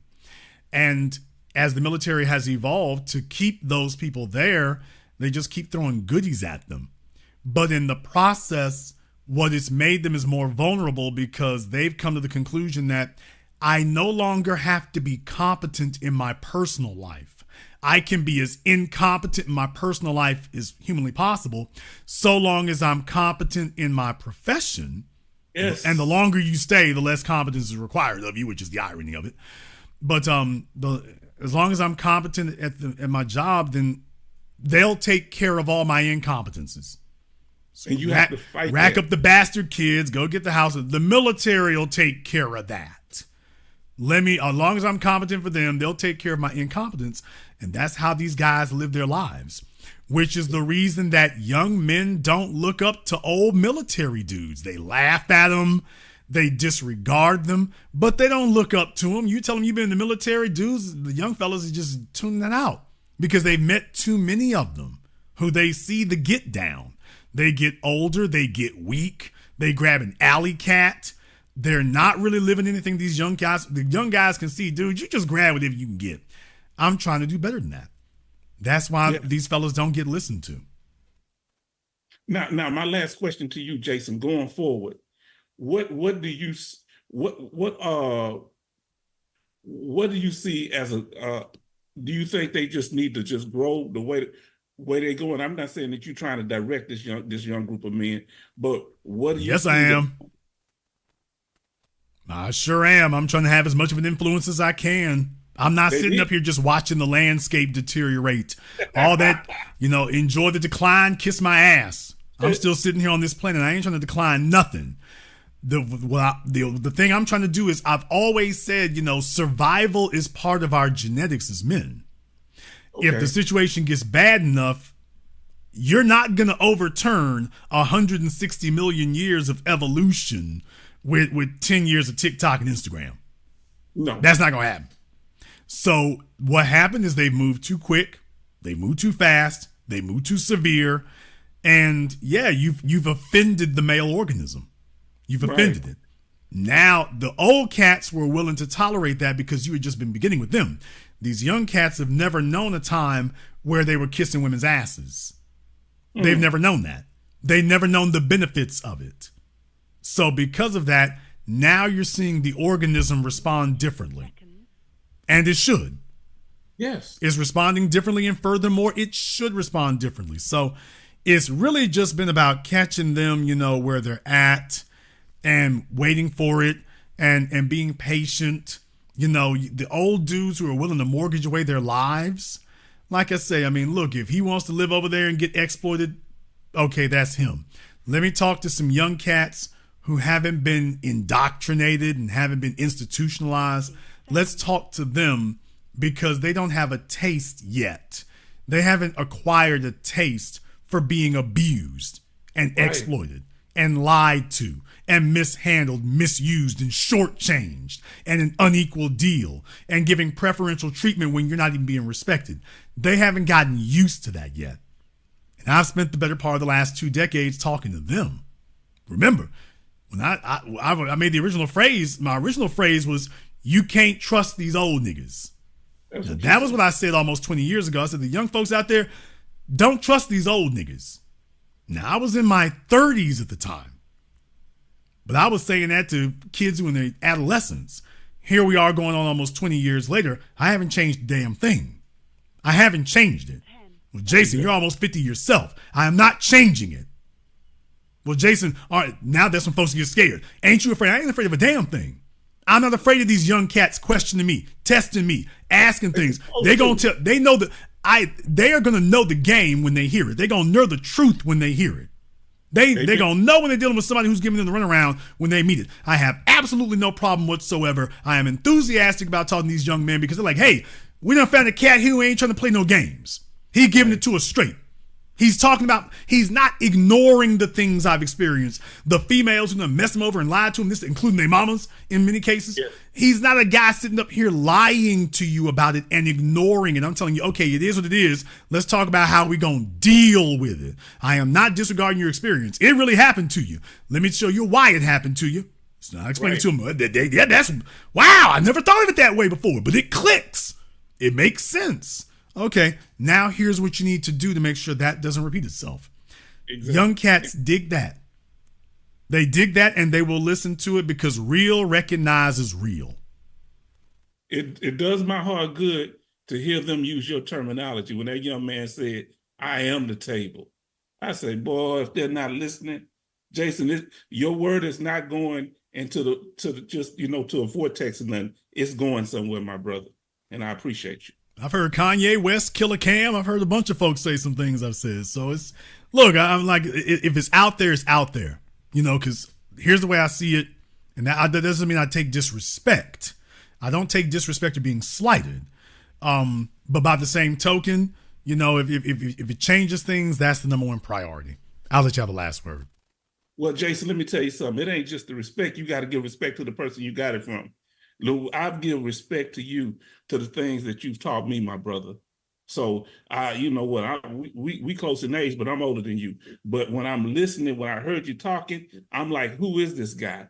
And it reminded me of, growing up, because people don't realize what they was talking about, these Nigerians, that guy you was talking to, there ain't no Nigerians running nothing down here. The only culture down here is people from Texas and people from Louisiana. This is the culture. The second culture up here is people from Louisiana. That's our culture. We like first cousins down here. Interstate 10. Interstate 10. Interstate 10, 20. Come on now. Well, where Houston is concerned, though, Interstate 10, straight shot. Yeah, 20 for Dallas. New Orleans, Baton Rouge, Interstate 10, straight shot. It's not a coincidence that Dallas and Houston is popping because of black people, because these same Nigerians would not go to Austin because they couldn't make it there. They have to come to where we at. I have Nigerian neighbors that, I got them in line. They cool people. Their parents all right, but they fill their head with their garbage. And them young men respect me to this day, but they are passive because they are, in a sense, thinking, I'm going to get this education. I'm going to get this. No, women going to respect men that lead. You stumbled on a good point there, Prince. What was that? These young men don't understand, and it is a shameful thing, but I need them to understand also, there is also a vested interest by your parents in many cases, particularly the ones who are raised by single mothers, but not limited to them. It's not limited to them, to keep these young males docile. They want to keep you under control where they are. So cool. They're raising you and influencing you to be easy to deal with and docile and follow the rules and don't make waves. And so that things go easier for them in their house because they got some other agenda they trying to push. As opposed to raising sons who are able to lead, and leading requires assertiveness. Yes. And raising daughters who are competent to be able to be a help to a assertive man. Instead, it becomes about keep the kids narcissized, under control, give them a video game, hell, give them some drugs, give them energy drinks or whatever, and keep them occupied and keep them quiet. Everything becomes focused around keep them occupied, keep them quiet, and hopefully nothing else happens after that. And that is a terrible thing to do to them, because when they become adults, the only thing you can do now is pass them off to somebody else who's going to lord over them. Because you can't pacify them, Jason. If you pacify them, just like them young brothers, one of them, they all three brothers, and their mom and daddy was in their life, but they finally told me, yeah, they did tell us stuff about Black Americans. Even though I was cool with the mom and daddy passed, they see me as their uncle. And I love them. It took them 15, 20 years. They see what kind of man I am. They thought I was just an angry Black man. No, I love you. You my African brother, but I don't want you out here going blindly thinking these white folks really.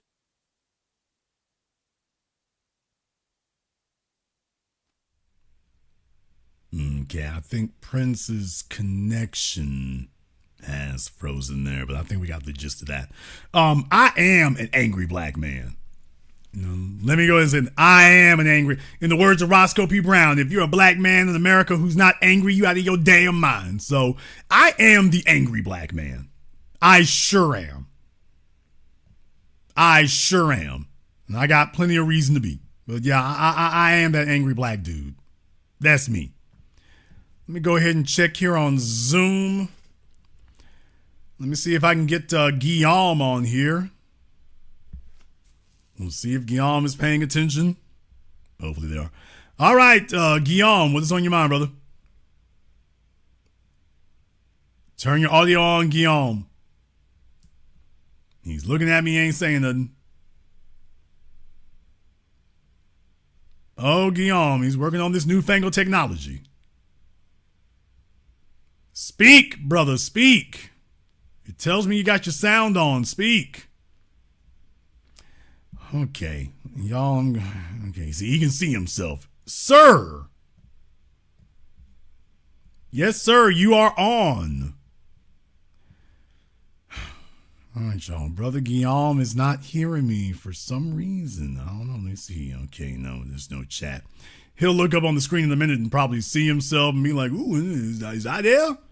He doesn't hear me, though.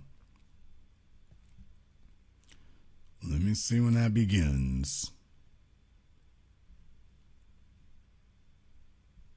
This fella got rings on like he got watches on his fingers here. This newfangled technology got him caught up, y'all. Okay, now he's going to see himself on the screen. I think the delay is over. He'll see himself. And he's like, ooh, I'm on screen. Is I there? I'm going to try to give him a chance. I'll try. I don't know what he's doing. This is the face of cluelessness. Have you ever felt like you didn't know what was going on? Have you ever felt like after years of looking and studying and observing, you weren't quite sure? Maybe you are out of touch. Introducing our new pharmaceutical drug for those of you who might see life and still can't quite figure it out. Out of Touch. Available at the pharmacy, health food stores, and herbologists near you. All right, brother. I gotta put you back. I gave him enough time here. I don't know what's going on with his connection or whatever, why he's not seeing it, whatever, but I gotta go ahead and move on here.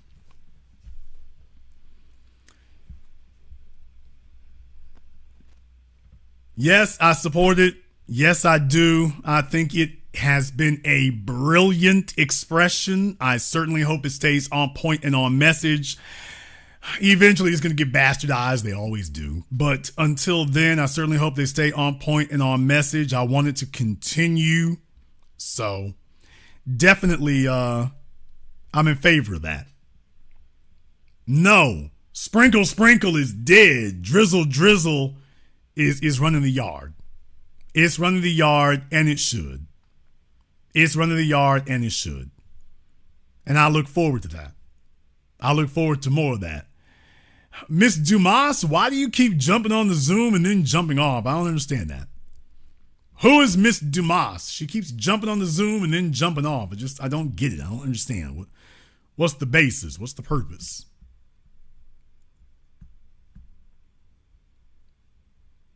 It's like the worst attempt at trolling ever. It's just, what are we doing here? They're just jumping in, jumping out.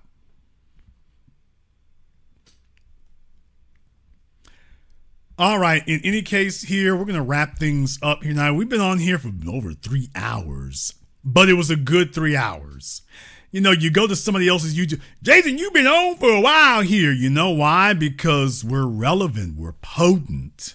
It's not 3 hours of babbling. It's not 3 hours where you're sitting up here on life support. We actually got something to say. If you rock with us for 3 hours, it's actually 3 hours that's actually filled with something you can use. So, a lot of other folks out there, they got channels and stuff. It's 3 or 4 hours later. It's like, oh, you're bored. It's like waterboarding at Guantanamo Bay. It's just torture. Here, we actually got something to say. I want to thank Jay Drizzle for calling in here tonight also as well. That was a great little extra for us to have here. If you are new here, oh, well, hold on a minute. Let me go ahead and check one thing here right quick. Oh, I did forget to mention this as well. I need to go ahead and throw this in here also. Big shout out here to my man, B1 Media is a lifesaver. He been kind of funny style for a little bit. He ain't showed up for a little bit, but he found out I was back over here, so we appreciate that. Thank you very much here for contributing to a nice program. I'm Mamadou, Young Investor as well. Thank you very much for your support. Maswell and everyone else here who's contributed to support a nice program on PayPal, Venmo. Thank you very much for your support as well. And if you are new here to the business, welcome to the program that all your favorite YouTubers love to hate watch. Click that red subscribe button. Click that yellow notification bell. Join us each and every time that we are here. If you haven't joined our Patreon, we'll be doing that here tomorrow, 12 noon Central Time. You are certainly welcome to join us. Got some things I want to cover as always. I want to thank all of you for tuning in to tonight's program. Thank you for watching live or recorded. Thank you all for liking, subscribing, and sharing. And this concludes tonight's broadcast of The Business. I am your host, your brother, your humble servant, Mr. Jason Black. And until next time, my brothers and my sisters from around the world, remember, handle your business or your business might drizzle on you.